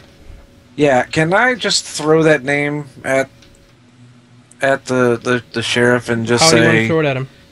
Well, I was like, hey, I heard rumblings of a Scarletti. Just curious. His eyes perk up when you say it. People seem to hush when I saw somebody mention the name, and it just threw me as an odd reaction. What can you tell me about this Scarletti? I'm genuinely curious. Well, he, for lack of a better word, he runs a local crime family here in the area. We can't ever nail anything on him because he's just so slippery like an eel.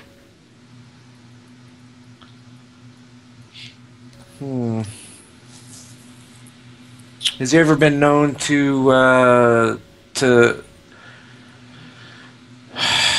let's say cause interruptions in somebody's status of living?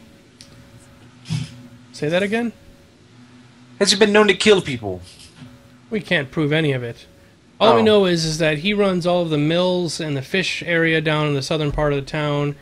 People turn up missing. We can never find out where they went, but the last time they were seen, maybe they were heading towards one of the mills. So, any young women gone missing? Of say a rich, with maybe possibly wealthy daughter.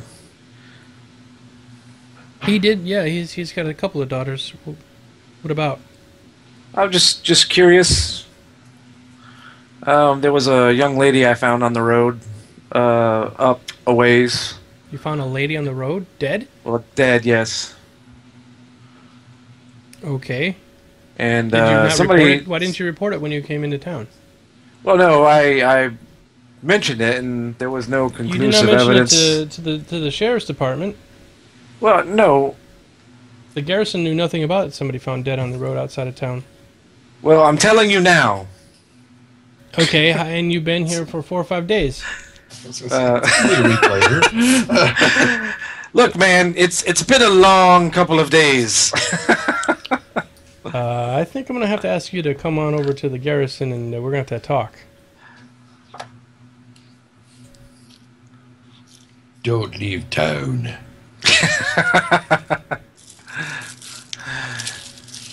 We could possibly do that. When is tomorrow good for you? Tomorrow's good for me, yeah. Okay. All right. Well, I'll tell you. Do not leave town. Do not go out of town tonight, and I'll see you tomorrow. So he heads over to where Building 20 is. That's the garrison. 20. Oh, I see. So that's where he heads, and you guys head over to 37, which is the Rusty Dragon. Can I go in the back door? You want to go in the back door? So you don't get seen by anybody? You never know, man. That other guy might like going in the back door, too. Oh. Oh. Like a Zeppelin song or something. Mr. Foxglove. All right, so you do all you want to sneak in the back door, or you? I have no reason to sneak around other than... Kaywin, you successfully go in the back door of the Rusty Dragon. There's a young maid who comes out and throws a bucket of nasty, fishy-smelling water right at you because she's not expecting you to be there. Nice. And it almost hits you. Sorry. She goes, Miss, what are you doing? The front door is around the front. This is the servant's entrance. Can I come in this way, please? That would be really appreciated. Why? I like to occasionally deign beneath my station, you fucking peasant. Let me in. There is just a suitor that I am attempting to avoid, if at all possible. Okay, sure. And so she Thank you. kind of curtsies a little bit as you walk by.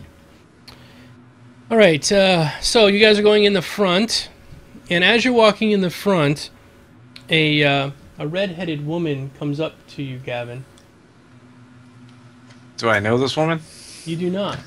Wasn't the other? What was the other? What's her name? Anna Karenina.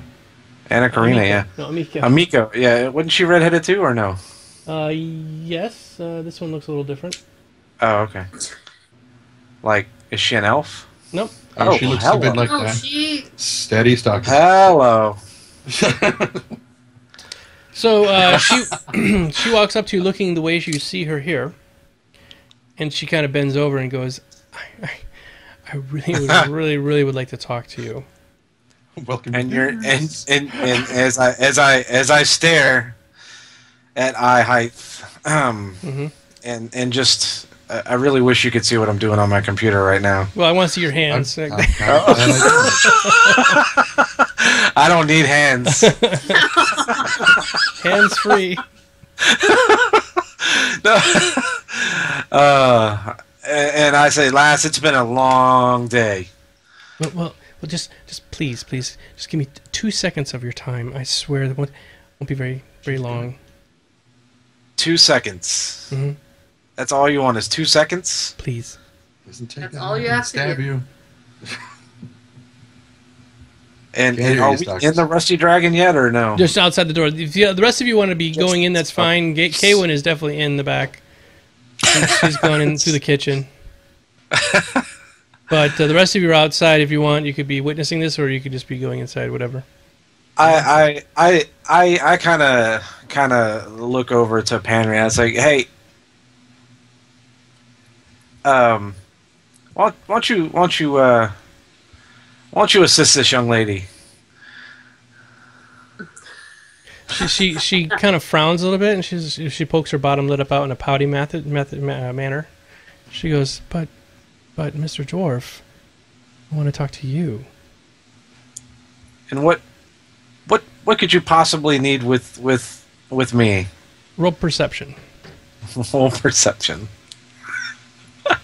You perceive breasts. Yes. Stockus, I cannot hear you. Yeah. Where's the goddamn perception? It's alright, I wasn't saying anything. I was making lots of grunt and groaning noises. Okay. She's pouting her lips and pushing her breasts together. While she's kind of like, she's putting her hands between in front of her, and she's kind of pushing them together.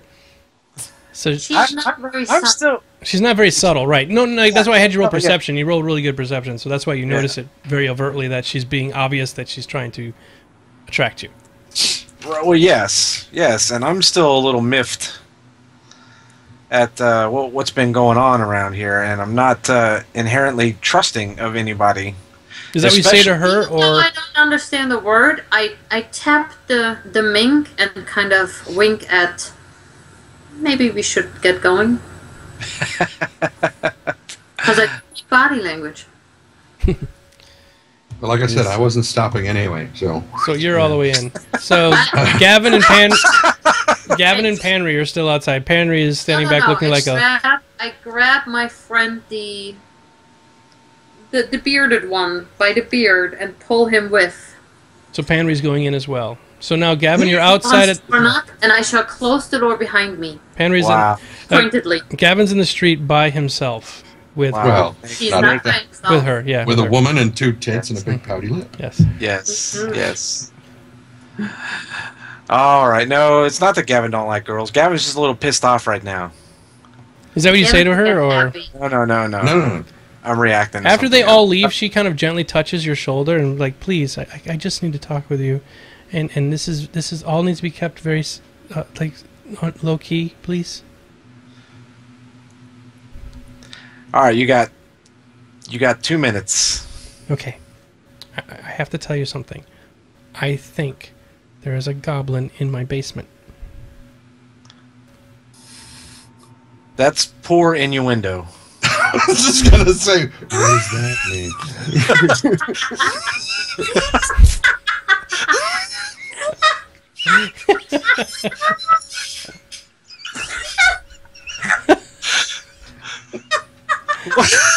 You're killing my wife.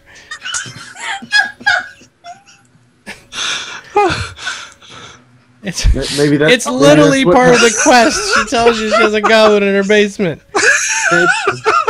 Maybe that's what happens when you have a goblin in your basement.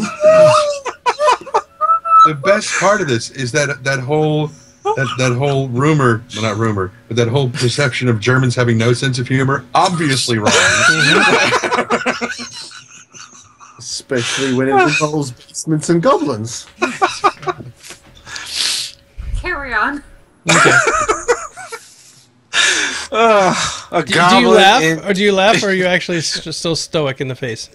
No, I look at her deadpan and it's like, look, Mm-hmm. that's the worst come on I've ever heard. No, I'm dead serious. There is a barrel in my basement, and right behind the barrel, I swear there's a goblin, and I can't tell anybody because I think I might have been the one that let it in. Well, did you invite it in? No, but see, it's at my father's shop, and what ended up happening was Who's your father? Who's your daddy, and what does he do? who's your daddy, and what's he do? Who is your daddy and what does he do? His name is Vin Vendor, and Vin Vendor. yeah, or Ven Vendor. And the problem is I. How can I put this delicately? Oh. I had a boyfriend, and yeah, we broke up recently. Is he still living? He's still alive, and I might have been visiting him when I was supposed to be taking some stuff into the basement. So I left the door open so I could sneak back in, and when I came back, it's when I started hearing all the noises in the basement.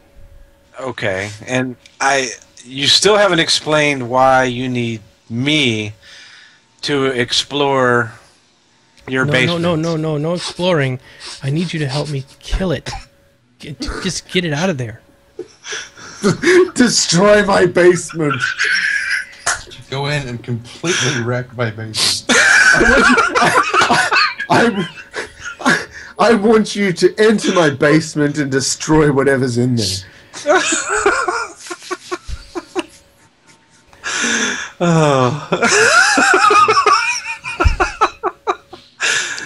So basically, Skyla has you're had no saying- expression on her face for 5 minutes, and finally she cracked. So basically, you're telling me you left the back door open, and Yes. a goblin and a goblin entered, and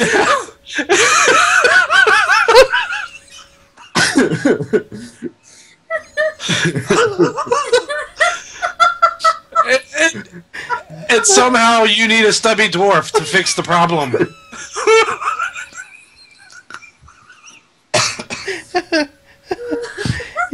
like the most appropriate one to help me. I'm wrong. Did she have to roll perception for that? Because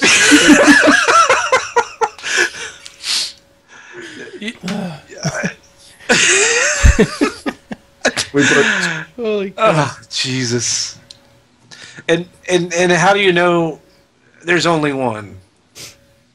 Oh, I don't know that, but I can tell that there's something back there behind one of the barrels. So there's a barrel. There's a your lot of basement. barrels in the basement, yes. And is this a dwelling basement or my father owns the general store. the general store basement? Yeah. If you're looking at the map, it's number 26, so it's very close by. So, and Just And- go and and I- explore her basement I already. don't want to spelunk her basement. You should. Oh, Jesus Christ. I'm flustered as I am. I say, screw it. We've killed enough goblins today.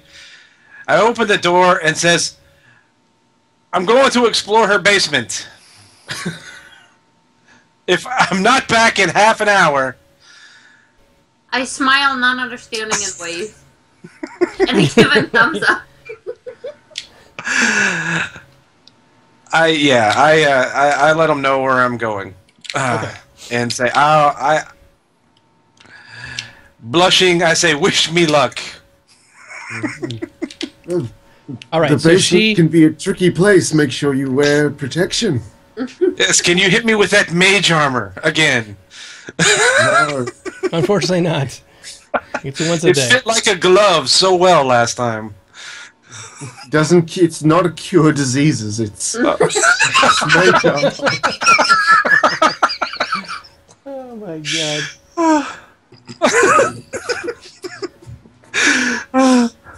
Oh, Jesus Christ. All right. Guys. Lead the way, lead the way. Alright, so she takes you over to the general store. And she takes you towards the the basement, The back door. the back door. All right. So as you come in, you go in through the back door, and you see some stairs going down. Oh, Jesus. Yes. Well, what would you like to do? She's standing right behind you.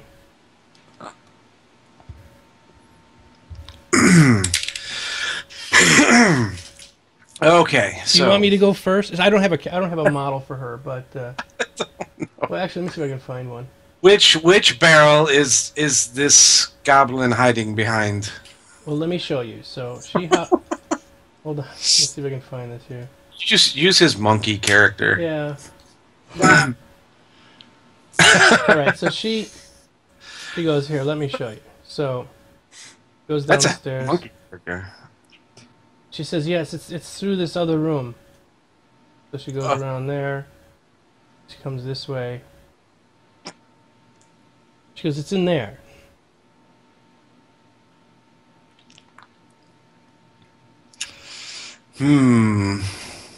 Clearly, it's a tarp.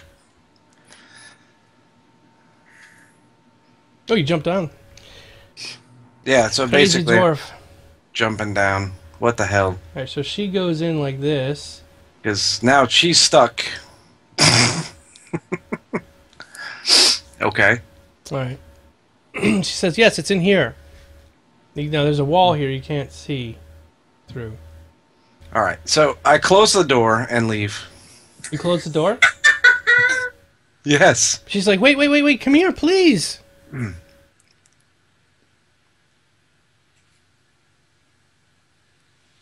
He literally just left. I closed the door and I left. Oh, you did. You closed the door.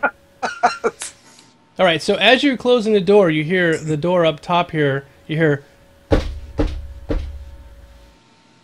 "Hey, Shayless, what's going on down there?" So you hear person walk into the top up here, Okay. up on the top steps. So I go back in here. All right. Let me get you a character here. Hold on.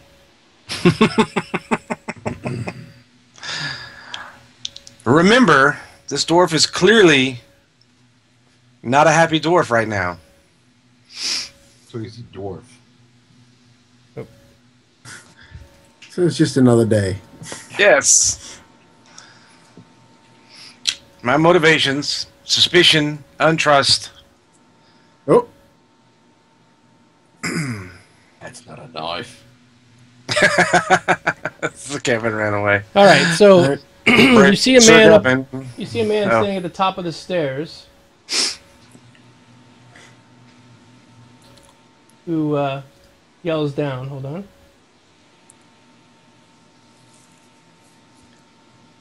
Man at the top of the stairs yells, "What is going on down here, dwarf? What are you doing?"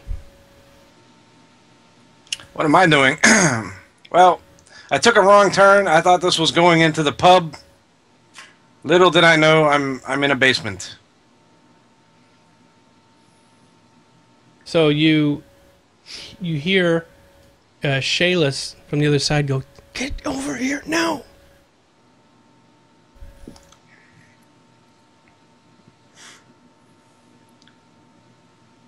I just shake my head, pretend I didn't hear anything. Come on, get over here, please.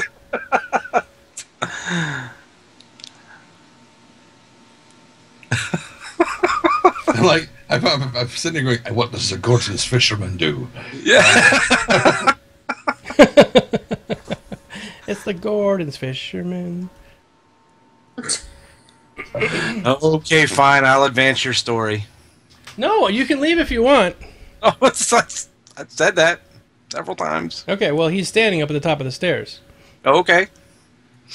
Well, he hasn't said anything after I replied to him. What do you mean? Sorry. Well, you said, "What are you doing down here?" I said, Oh. "I mistakenly thought this was the way to the pub."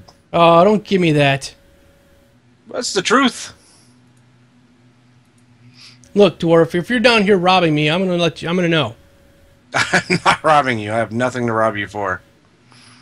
Well, you come into my home. You're in my home and also my place of business, and you're down here.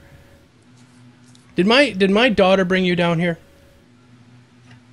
And who would your daughter be? Well, I have two. Red hair, big tits? Excuse me. Is that a yes? Do not I talk saw about my somebody of daughter's that virtue stature that down way. here. What? I saw somebody of that stature down here, and that's when I realized it was not in the pub. I have a I daughter must have named... been in a whorehouse. Look, dwarf, we're gonna come to blows in about 2 seconds. Oh, who's doing the blowing? You don't come into my house, insult my family. I'm gonna go call the sheriff. So he runs out the door. Okay. So Shayless is like, "Get over here now!" You run out? I'm leaving. I Okay. told you, not trusting. Fine. So you leave, and she yells, "No, please!" as you're walking out the door. You're gone? All right.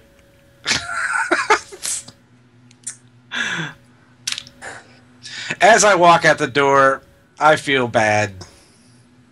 And I head back in. Okay. It's like, maybe there was a goblin. I can't in good conscience turn tail and act like a coward because I'm pissed off at something else. Okay.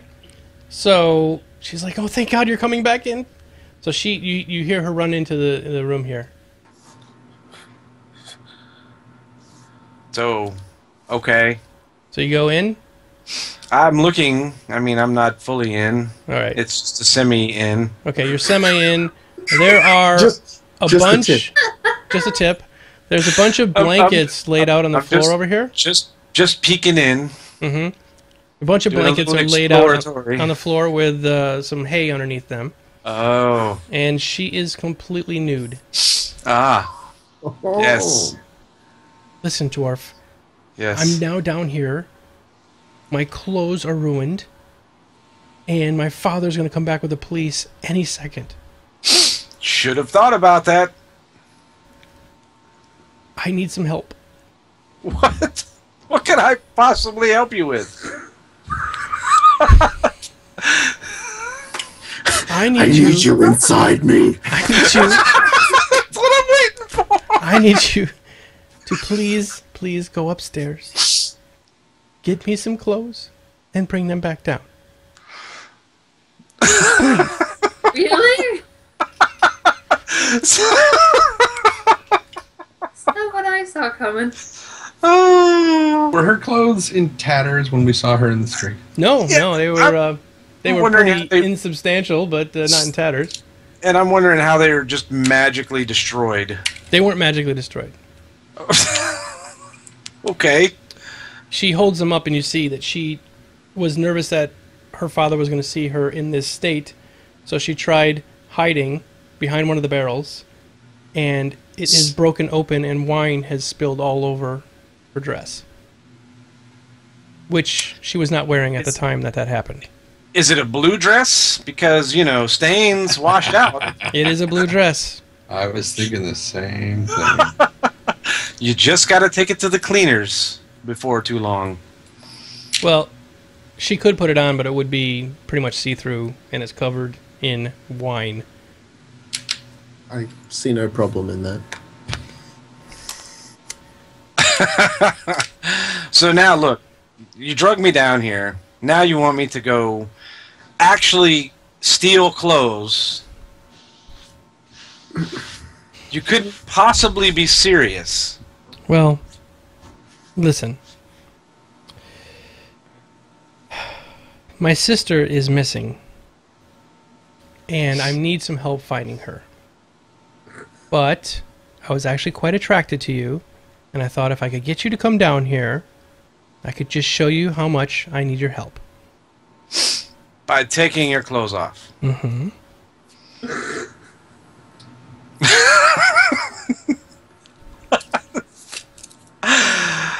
So you need me to find your sister, Yes. Katarine. Katarine. Mm-hmm. She's been sneaking Now off. we're getting to the meat of it. She's been sneaking off with her boyfriend and going to one of the sawmills late at night. Okay. You know what they're doing. Sawing some logs. Clearly not finding a goblin in your basement. I'm sorry that I lied to you to get you to come down here, but I really wanted to be with you. You're very, very famous right now, and I think it would help me out socially.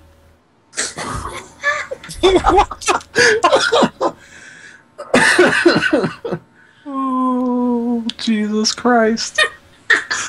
What the fuck? Just already. Oh, man. All of my girlfriends would be jealous beyond jealousy if they knew I was with Gavin, the amazing dwarf savior of our town. It's doing a poor job of it.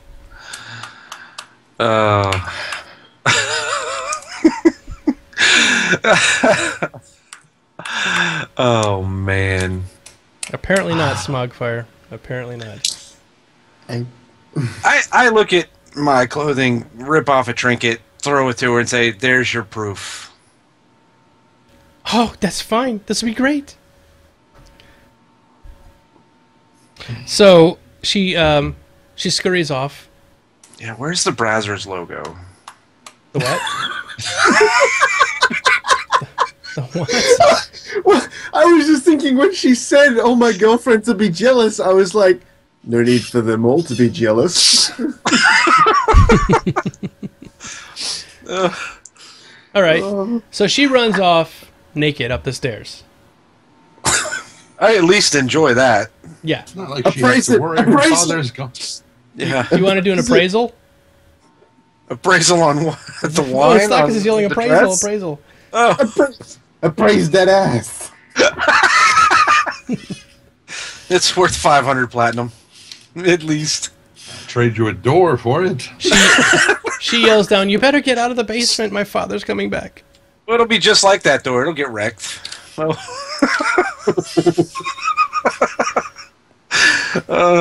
Are you Okay. Are you heading out? Okay. yeah, I'm heading out. I was heading out a long time ago, but oh well.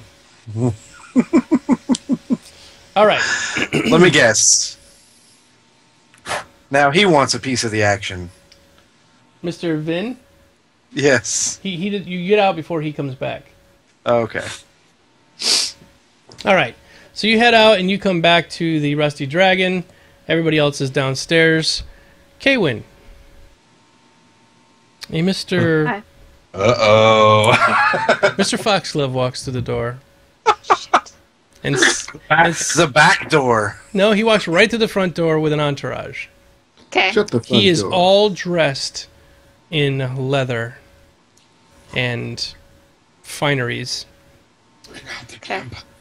So he is quite dressed up to the nines, and he's like, "My good friends, it is time for us to have our hunt." What time is it? Is it a snipe hunt? It's about 3 in the afternoon. Okay. Hey, are we done with this map? Yeah, we can close it. All right. Twisted Trickster, we're using Fantasy Grounds. So here's what I want to know: if you guys, do you want to keep going, or would you like to stop for the night? I'm good if whatever y'all want to do. I'm fine to keep going. It's up to the rest. We are the worst at decisions. I think we should go going. We should keep going. Skylar will enjoy this next bit. Yes. Oh, Jesus Christ. I am inclined to agree. Me too. Scott looked a bit bored during the last Yes. bit. She did. And No, I I'm think, not bored. I'm so excited. Look at I I'm so think, excited. see, she's excited. I think we should keep going. You should. All right, cool. So. Then, All right, so he walks in and he goes, "All right, we shall now go on our hunt. Are you not all excited to go out and hunt with me on my property?"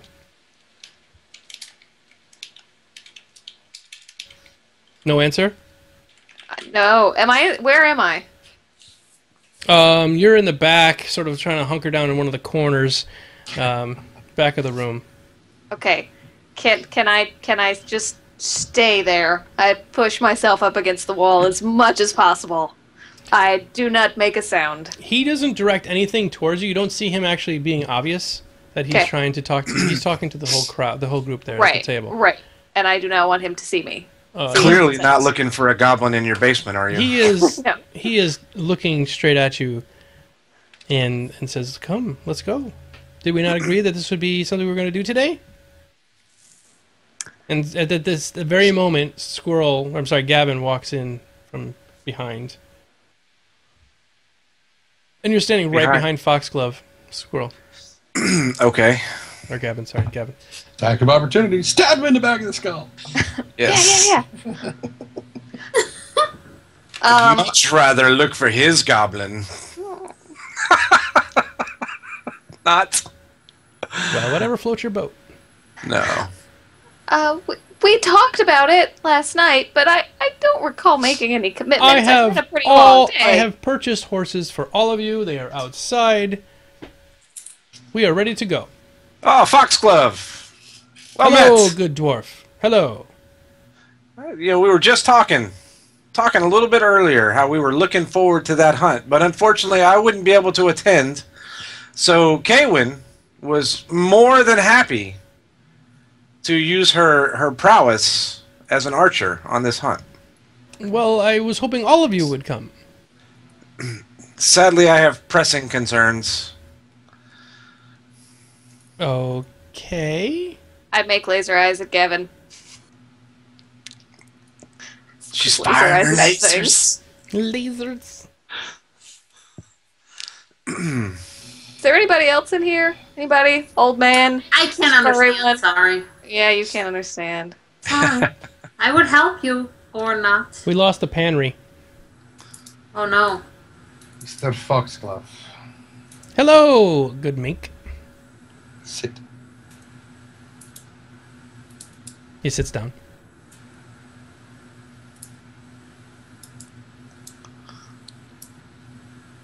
My god is Irori, god of knowledge, my patron deity. As such, I feel it is very important for me to convey to you that while we all appreciate your tremendous displays of generosity, there are perhaps some, not myself, but perhaps some who feel that maybe your advances are a little bit too... Obvious. That is not the word I was going to use, but perhaps the reason I tell you this is out of respect for you, your position in the community. You are well known, respected, as apparently are we growing in renown and respect as well. It would be remiss of me in my duties to not tell you that perhaps you shave down the more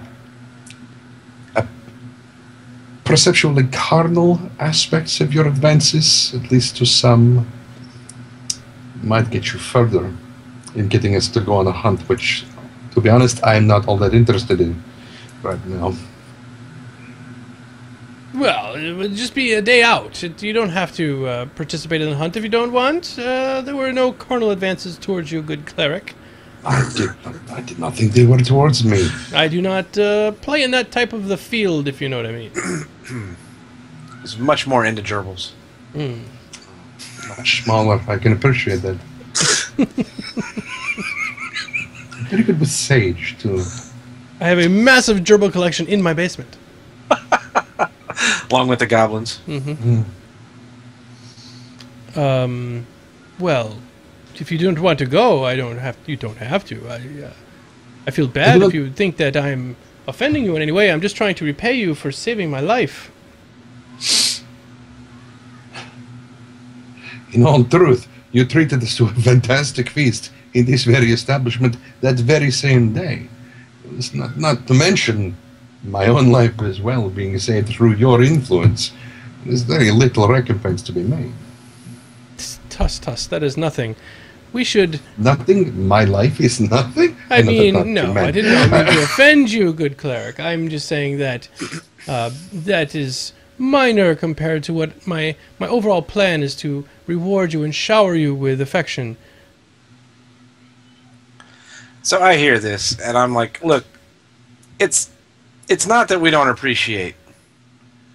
I am sort of feeling like you don't appreciate it. Well, he takes out a handkerchief and he kind of dabs the corner of his eyes.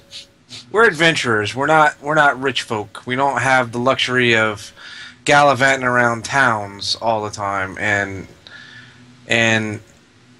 doing whatever it is you may do. We live a different life than you. So while we may understand and appreciate your position here, it may or may not be something we all endeavor to aspire to.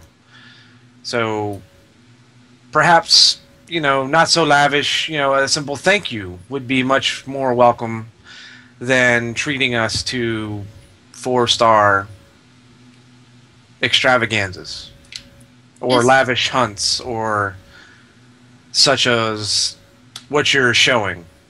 Is Panry back yet? Panry is AFK. Yeah. I really wanted to partake in this conversation, but I can't without... Pause. Well, we can say that Panry is translating it for you if you want. Stiff arming the richest guy. What's that? No, I just... So, while no offense is meant, and I sincerely hope you don't take it as such, however, different strokes for different folks. This makes me sad. So be it. I do have another question, though, Yes. if I may. Do you have, in any of your dealings, any knowledge of where the nearest goblin encampment is located? Oh, there's a bad one right outside of town. One to the north. Pretty much, there's one to the north and one to the south. And the one on the north is kind of a tricky one, and the one to the south is halfway to Magnamar.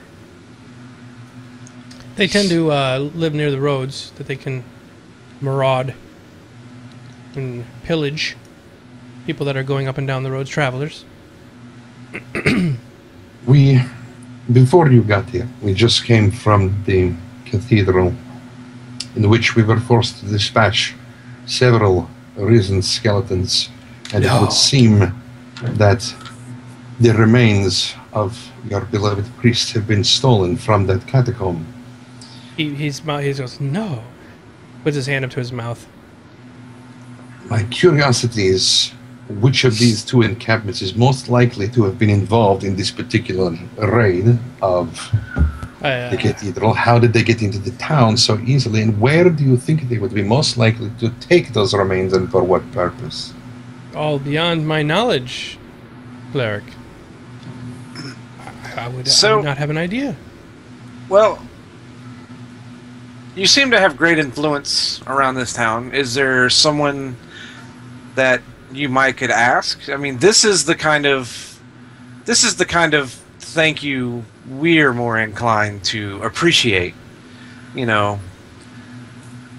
this would go a long way, whereas the misplaced, showering us with gifts and stuff like that, don't go. This type of information would be very beneficial and most welcome.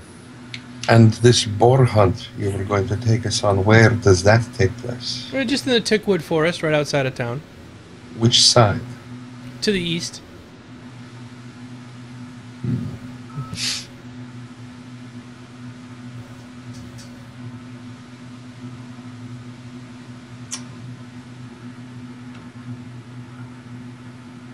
Well, this would be fine. I'm fine if you don't want to go on my hunt.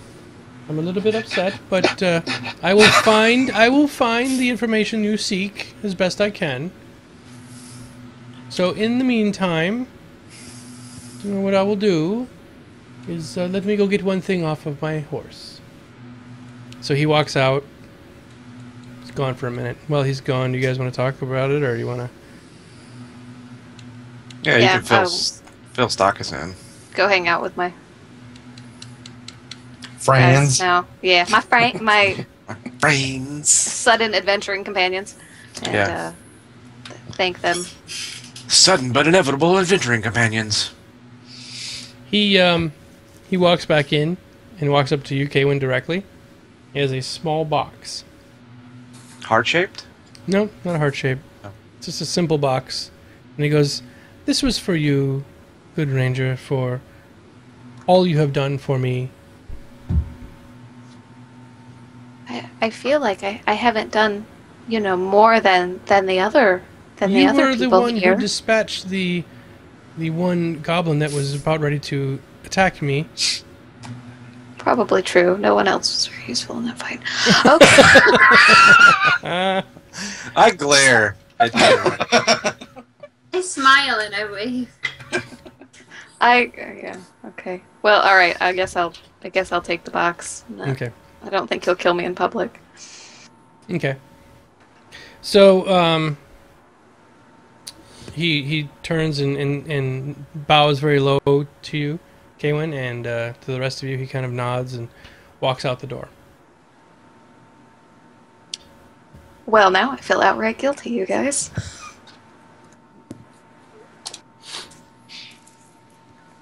I look at you expectantly.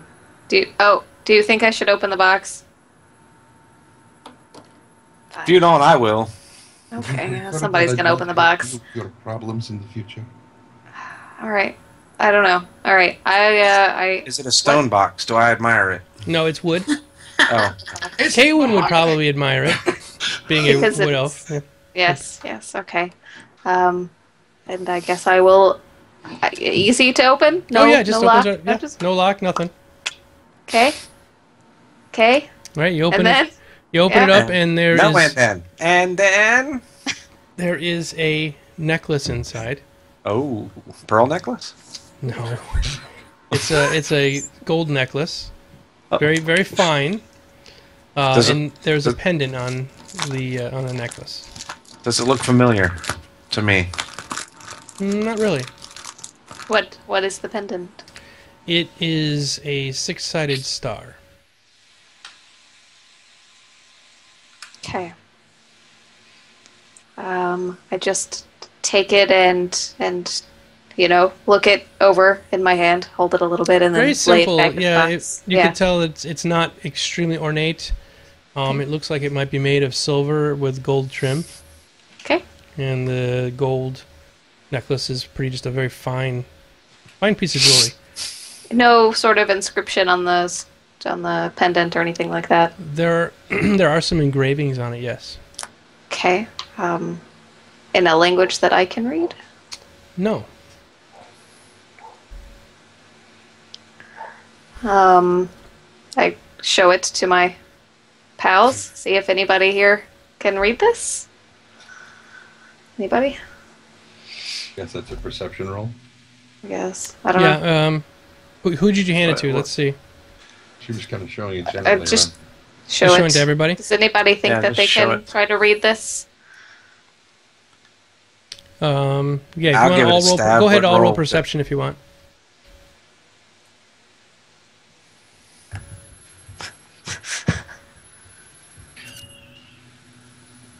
Damn. Henry, did you roll? I can't hear you, by the way. Sorry, That's I okay. was yeah. I was going to say I was going to appraise it because I've got the appraising Yep. skill. If you'd like to appraise it, that'd be fine as well. Yeah. I actually don't I have something along those lines with my heritage? Let me Maybe see, slightly, skills. but Henry actually specializes in that. But I have. weren't you a jewelry? Didn't you? Yeah, I'm a jewel crafter. Yeah. By all means, go ahead and appraise it.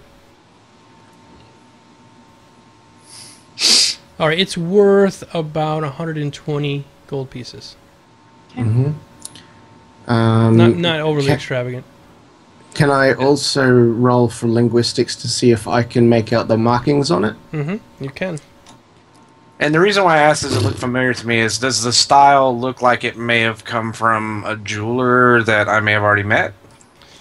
That you wouldn't know, but you might have to go to the jeweler. Well, I'm based on the piece of evidence that I already have in my possession. You can't see any jewelry markings on it, but possibly. Okay, so I rolled a Rolling that way. 14. 14. I'm not sure if that's high You enough. can possibly tell it's a very old language. They are runes for sure. It's Aramaic. Okay, so it's not Elven or anything like that. No. Because I think we'd both myself and Kaywin would be able to read that one, can't we? I would think so. Yeah. No, it's definitely not Elven. Okay. Andy, did you roll for it at all? I did 13. I rolled a 24 on perception. Well, that's Should I roll in linguistics too? Well, I didn't roll in. No. I was just kidding. Yeah. I don't know. I mean, if you've got I a don't- high enough level in linguistics and you're I don't have specializing, linguistics. Yeah, Oh. I was being silly. That was the only But, reason I was Andrew is- asking Andu. Yeah. does Andrew have linguistics? It's in your skills. Yeah, I do. Yeah, we can roll. Yeah, because it's not checked on my. Ooh. Oh yeah, nice. Wow. Whoa. Well, it's Why can't we do Thessalonian. this- Why can't we do this in battle? It's what? Thessalonian. Thessalonian. Clarification, please. No. It's an ancient dead language that one person in the party knows. That should Okay. be me, That would be Andu. because I know that. It was a hell of a roll at the right time. Good roll. Now you realize this means that by the time we end for the day, I will be dead again because of this. So yes. Yeah. I know this. Okay. You see the first rune says envy or charity. Okay, it's like a double rune. The next one is gluttony or temperance. The next rune is greed and generosity. The next rune being lust and love. The next one being pride and humility. The next one being sloth and zeal. And finally the last one is wrath and kindness. I shall convey this to the party, rather than try to remember it on my own. Yes, fair enough. Well, aren't they, like, I don't know, I didn't count, but was there 7 of them, being this, like, the 7 sins and their opposites? Not necessarily opposites, because lust and love are not necessarily opposites. You know what I mean, though. Yes. There close. are 7. Yeah, okay. There's only 6 points. What's in the middle? That's in the one in the middle of this one is wrath. Oh. Wow. That's interesting. Has anyone ever are seen they- anything like this before? I don't believe I have. I admire the jewel work, but no. Gavin, to you as a jeweler, you would say this looks more of apprentice style of work. It's not bad. I don't admire the jewel work. It's just that it would be more of a I go, meh, I've seen better. Yeah, exactly. It's not masterwork at all. It's just clearly a good effort, but not quite. Is there anything that I could roll to tell whether or not this particular pendant has any sort of magical potential, as far as like a ward or something magic? goes? Do you have identify? I do not necessarily have identify magic. Yes, I've got use magic device. No. Yeah, would Not theoretically specifically. use magic device. Wouldn't that be like an innate ability to detect if it's magical? No, it would be. No. You pick up a wand that you know is magical and you can use it. Oh, I see. Okay. Sense, motive, right, perception, linguistics. Hang on, what about knowledge? Is it a knowledge thing? Knowledge implies an ability. You could look at national- knowledge arcana. That's what I was just about to ask. I do have that. Okay. Okay, I'll roll. No, terrible. As far as I can tell. You can tell that the runes could have power, but you can't be Don't sure. know. I don't Piece of lead. Hey, at least someone can. You can tell that written in the fashion that they are, that they might have some power, but you're not 100% sure. That writing these runes out in this particular fashion could mean whatever. Okay. I will convey this to the group rather than trying to remember it myself. Having heard Andrew's wise words, I would caution Kaywin to not wear this particular pendant. Not that I fear she had any intention of doing so, but I would just give her the caution of there's a possibility that this is a magical item, and I would not wear it. Is there a resident magician in town? Oh yeah, absolutely. Like, you know what I mean? Yeah. Can we maybe like head on over there and have them take a look at it? Mm-hmm. Make it his name. Like, is this like late in the day that we're doing this? It's or about is it 5 p.m. Eastern. Yeah. Eastern. 5 p.m. Eastern time. So it's 2 o'clock for me. Okay, It's 2 o'clock great. for 2 o'clock for Skyla. for Stockers, it's 1 in So the on morning. the west coast of Sandpoint, I'm so used to talking in times for the yeah. You guys know. You guys know. The local entertainer will be broadcasting soon. I look at their learned, expressions. I say, hey, well, maybe the local mage. Yeah, I'm trying to find his name here real quick. I'll tell you exactly what his name is. Does Foxglove tell us what he does? Maybe the local mage Jim Dark Magics could help us. No, his name is Brodert Quink. Oh. BRODERTQUINK. Brodert Quink. And did Foxglove ever tell us what he does in town? No, he's a rich boy. Yeah, he did, didn't he? He deals in his family deals. He deals in ins and Imports outs. and exports. Yeah. That's right. Yeah. Ins and outs. Imports, exports. That was all he gave me. Yes. That's what he specializes in, ins and outs. Yes, specializes in goblins in the basement, if you know what that means. And I think that you do. Careful, Errol. You're starting to laugh again. That little bit of a chuckle bubbling up. It almost started. All right, so you come over to see Brodert, and he's a little old man. Let me see if I got a picture of him. A little old man sitting in his room. It's a kind of a normal looking magic shop. Like, no. Sorry, I'm sorry, Missy. I guess he's not. I guess I don't have a picture of him. I'm sorry. I just imagine. How can I play if I don't know what he looks like? I imagine He's a walking into store little with- old man. He looks almost Asian, and he's got round glasses. And here, I'll hold up a picture of him. Oh, you know what? Is this like a magic shop with like trick decks of cards and? No. It's more. If you were to walk in there, Stock, you see it's more of a serious magician magic Yeah. shop. I mean, Yeah, it's yeah. like Yeah, magical items and Sure. yeah. Yeah. I'm so glad we have professionals. There's a box over there with a bunch of swords in it and some lady's blood pouring out the bottom from a failed trick that didn't go quite right. A set of magic rings. Yeah. All stuck together. It's like the Amazing Jonathan with the linking rings where he holds them up and they're already together. Goes, okay, that's going to save us a lot of time. So basically, he's basically Harry Dresden. Don't know. Here it is. It's really? Yeah. If you look at the screen, there's what he looks like. So it'll take a second before it catches up to you. Yeah, I was going to say.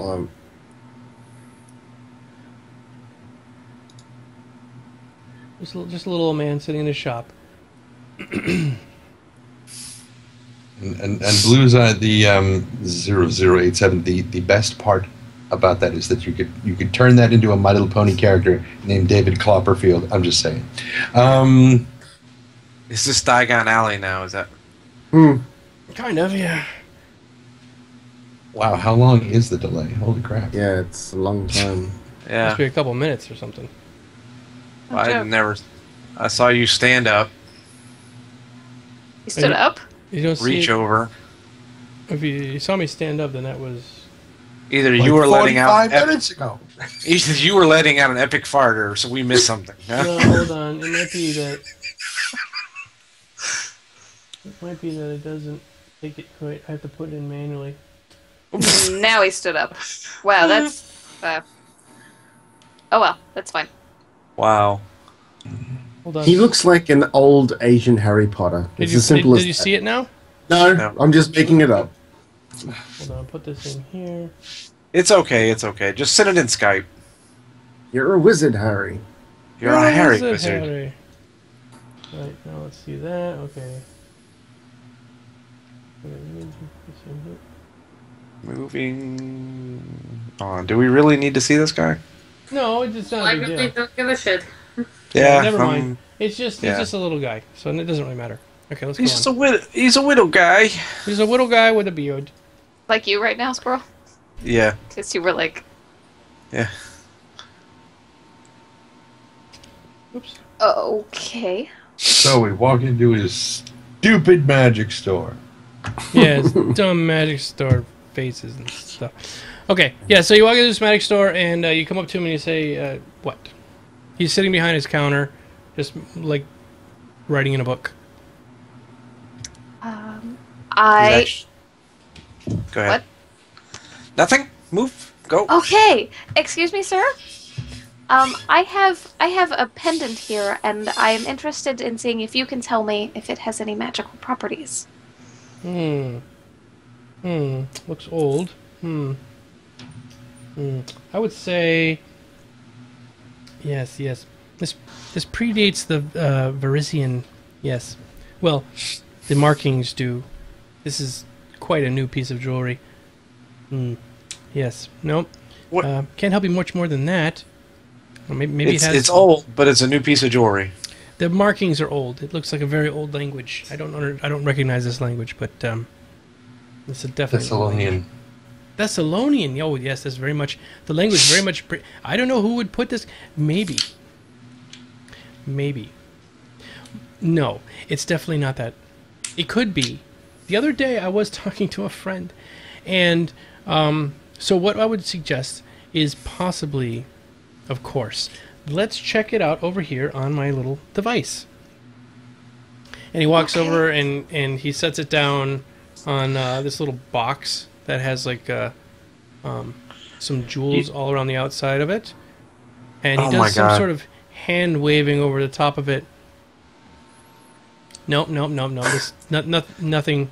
No, this is nope. Sorry, this has no magical properties to it whatsoever. Can You I just can totally I reminded me of Leguizamo's character in Titan AE. can With I your can I mantle. I don't understand. can I ask him what method he used to determine that it has no magical properties? Oh, see, this is a little special box that I've constructed. It's got to be about 60, 70 years ago. Back when I was much more potent in my magic. And, well, sometimes it works, sometimes it doesn't. Sometimes it's, So try it again. Yes? Try it again. Try it again. Yeah, I Sure. want to sense his motive too.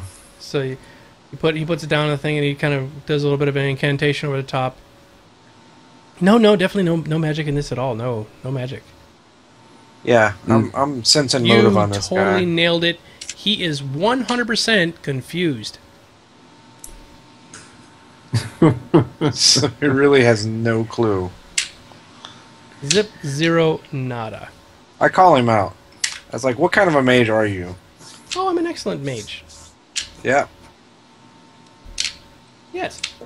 Henry. What makes one an excellent mage?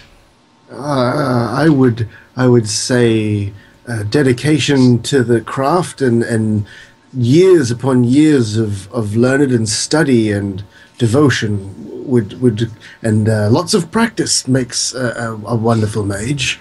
And would a mage make devices to tell if something's magical, or would he be able to tell if something's magical without using devices? Look, good sir, I don't appreciate you coming into my store and insulting me. I would agree with you that a device such as this is quite unorthodox for a mage of any that I would know of. Simple Well, maybe reveals. my magic is different than yours, sir. I would ask you what realm of magic you studied in, sir. Omnimancy. Let's see. I'm going to roll. What can I roll? Detect bullshit. Yeah, do I have a detect bullshit? Yes. Would I be rolling perception, or would I be rolling sense motive? You can roll to sense check, motive. to check if he's lying or if he's just. You can roll to see if he's lying. Go ahead. I'm gonna roll. So what would that be perception or? Yeah. Yeah, No, okay. sense motive. Perception is B. Yeah. Okay. Come on, fuck. He is not lying in your opinion. Okay. Andu, on the other hand, everyone's rolling sense motive now. He is definitely lying. Which gods do you follow, sir? Which what? What? Gods, deities. Gods? None. Sort of agnostic. Waiting to find out if anything really happens after we go. All right. That's. Tell you for a fact it does. But let's back up a bit. Have you ever seen the effects of deities upon anything else? Or what could be described as? Yes, in my opinion, the magic is actually being channeled by an energy force that's surrounding the Earth, or the planet, and this energy force is being directed by vessels such as myself, I would not necessarily call that magic. I would not necessarily call it a deity or some kind of god thing. I would just say basically that it is just being funneled by people that have an affinity for channeling this power that is coming from the planet. What a load of nonsense. Next you'll be telling me they're called metachlorians. Metachlorians is exactly right! No. Ruined the whole Star Wars franchise. Sorry. With one word. Would I be correct in presuming the friend that you were mentioning earlier is Max from the establishment, well, I keep on forgetting what... Miracle Max? Oh. Yeah. Is it possible that you are friends with that such gentleman? Max, the old madman that works at the cathedral. Yes, that's the one. No. His methods are completely contrived and just made up. They don't actually work. Right. I can tell you, sir, that his methods have slightly more credence than yours appear to have. So, Why did you come in my store to insult me? Well, we were under the impression you were an actual mage. I am. That you could perform... And he raises his hand up and a fireball comes into his hand and it sort of dances around his fingers. As you can see, I can control the elements. Well, mirrors. He brings his other hand up and an ice starts forming on the tips of all of his fingers. See? Well, that's wonderful. A wonderful parlor trick. Absolutely no parlor trick. He waves his hand like this across in front of your face, and a rainbow comes out of his hands. Suddenly, Nyan Cat appears. For 10 hours.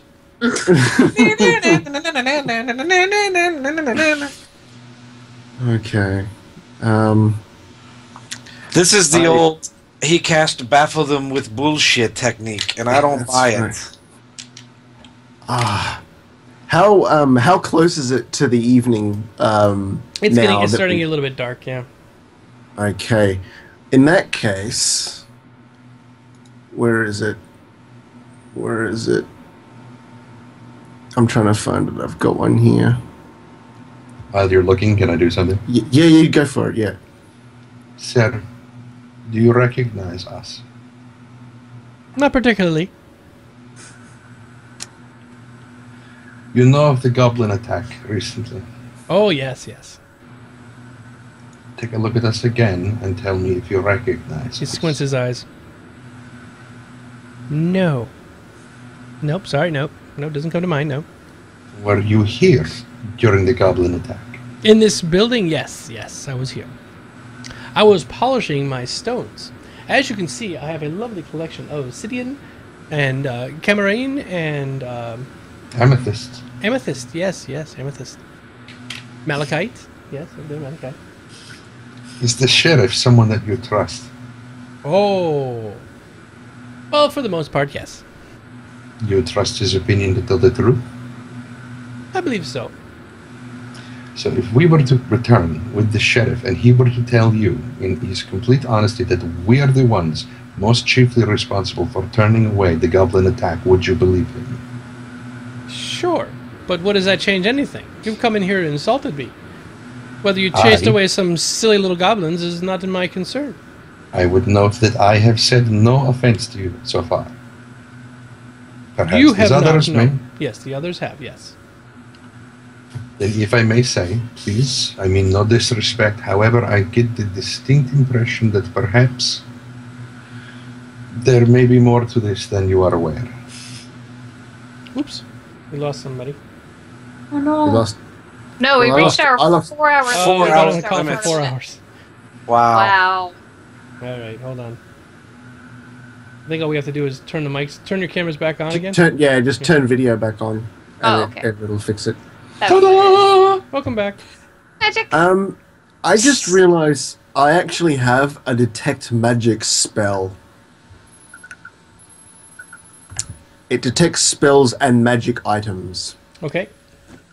So I'm not too sure how I'm going to cast that on this item. You can hold it in your hand and just cast it.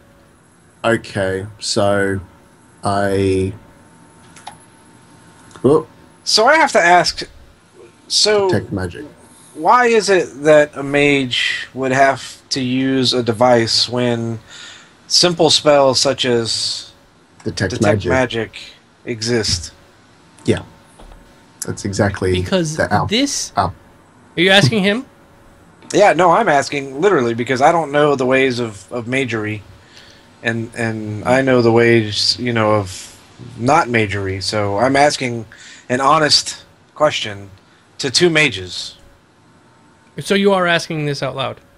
Yes, I was like, so why wouldn't a sufficient? Because I have infused this device with that very spell.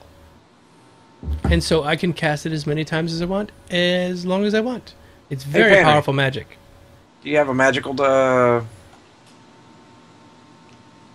What? something? Magic. Do I? Yes.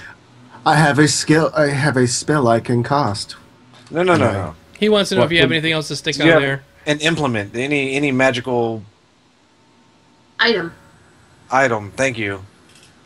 I require no physical magical items. I have learnt my spells. So the I answer was is looking no. for confirmation that his device works.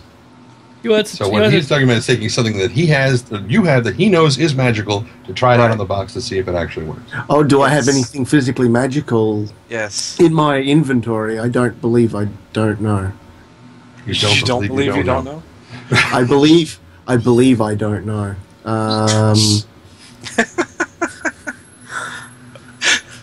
Does anybody have anything magical that we could test his device with to ensure Potentially. So he did cast detect magic. I cast detect magic. Yes, you did. Is that it at magical? the darkness? No. Okay. So it's not magical. We now know this. So there's every possibility that this man is correct.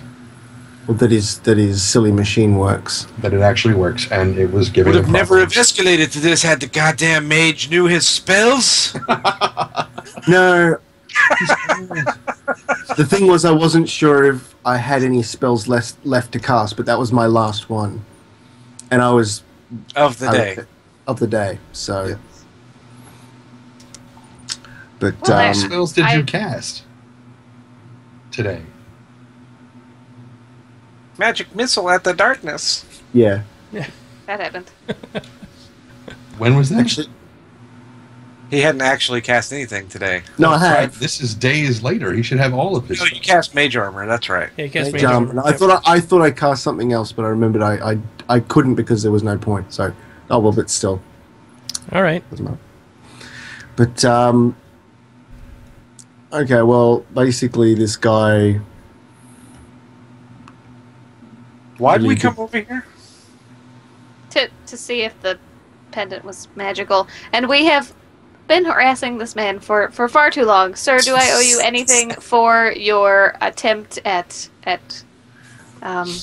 appraising my pendant? Look, I just reach in my pocket, grab 5 gold pieces, and say, I apologize for your trouble. Please accept this as a token of my sincere humility. Oh, this is fine. Thank you so much. There was no trouble at all. I just wish you wouldn't have accused me of being a liar. Thanks, dwarf. And Yes. yeah, I walk out. The dwarf is a little bit like sandpaper. Just slightly abrasive. Okay. I was like, what the hell is he talking about? Gotcha. Okay. Okay, so you walk It's out of the- the shop, and where would you like to go now? I just look at the mage.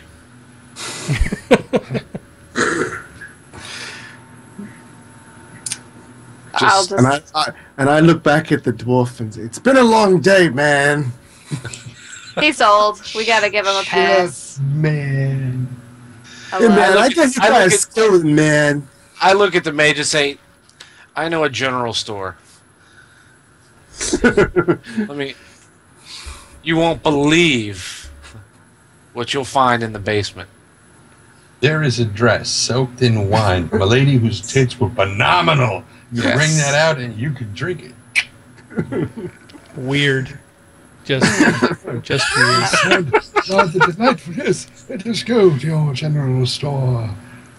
Joel. I'm gonna go back to the inn. I'm gonna roll my eyes and go back to the inn. Can I go to talk to the sheriff now and Sort that all out? Yeah. Close to the... I'm just gonna go ahead, if possible. I was like, you know what? You guys go back to the drunken pig. No, the rusty dragon. Oh, that thing. And I'm just gonna go talk to the sheriff real fast, sort this thing out that I was talking to him about earlier. I leave the magic shop without so much as a word of apologies to the man, because I still am convinced that he is a fraud and a charlatan, and he has no idea what he's talking about. Says the man who couldn't remember his own spells. I'm 169 years old, man. And you've learned level 1 spells. Exactly. He was at the what's that place from Terry Pratchett, the book, the Unseen University. The Unseen University. Yeah. He's been hanging out at the Unseen University for a long time trying to prove he could actually... With a Veruca gnome. Yeah. The Veruca gnome. I'm 169 years and it's taken me this long to learn level 1. Did I mention I can't read? Makes it very hard to study my spells. Alright guys, I think we should stop here. Probably. Yeah, because I'm going to go back to the thing. I'm starting at... What time is it? What's in the day? Oh, it's about 6 p.m. Okay. So I was going to go back to the inn with... Okay, as I'm starting to wind down a bit. Yeah. I still want to go find the sheriff. We can do that next time if you want, Gavin. Yeah. It's just we've been doing this over 4 hours now. My back is really hurt. Yeah. From sitting. F your back! And I'm hungry. Yeah. I'm I'm hungry too, yeah. All right. Well, this is a good. It's actually a good spot because we're going into some crazy stuff from this point on. Good. So how much sexperience did we all get? Yes. So we have a book here that has like 800 pages in it, and we have We've made done it. 2. We're on page 20. Ooh. We're going screaming through this. Yes. All right. Yes. 18 of those were the sex scene downstairs we didn't get to. Yeah. So for the skellies, 135 each times 3. For dealing with the girl, that was 600 for Mr. Squirrel. Is that like my own experience? Mm-hmm. Nice. Since he doesn't actually kill anything, does he ever get any of the other experience? Wait, no, I killed something. No, you split it up between you guys. So. Oh, I know. Yeah. And then you get 100 experience for going and checking on the necklace, but you do not get any experience for the boar hunt. What?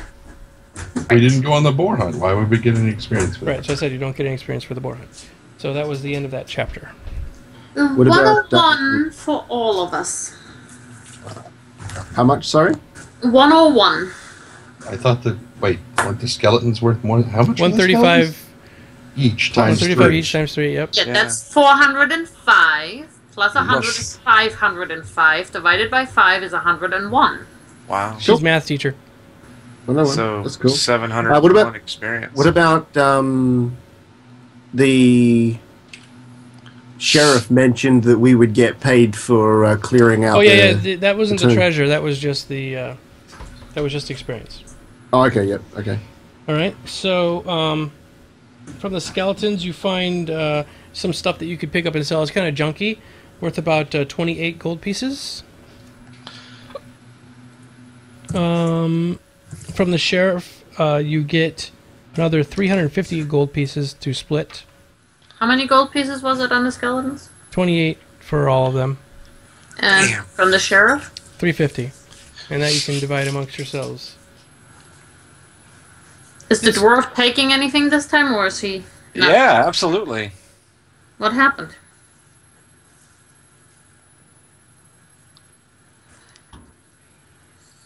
Because dwarf- last the time you dwarf- said that you weren't interested in any monetary gains, and suddenly now that's different. Damn right.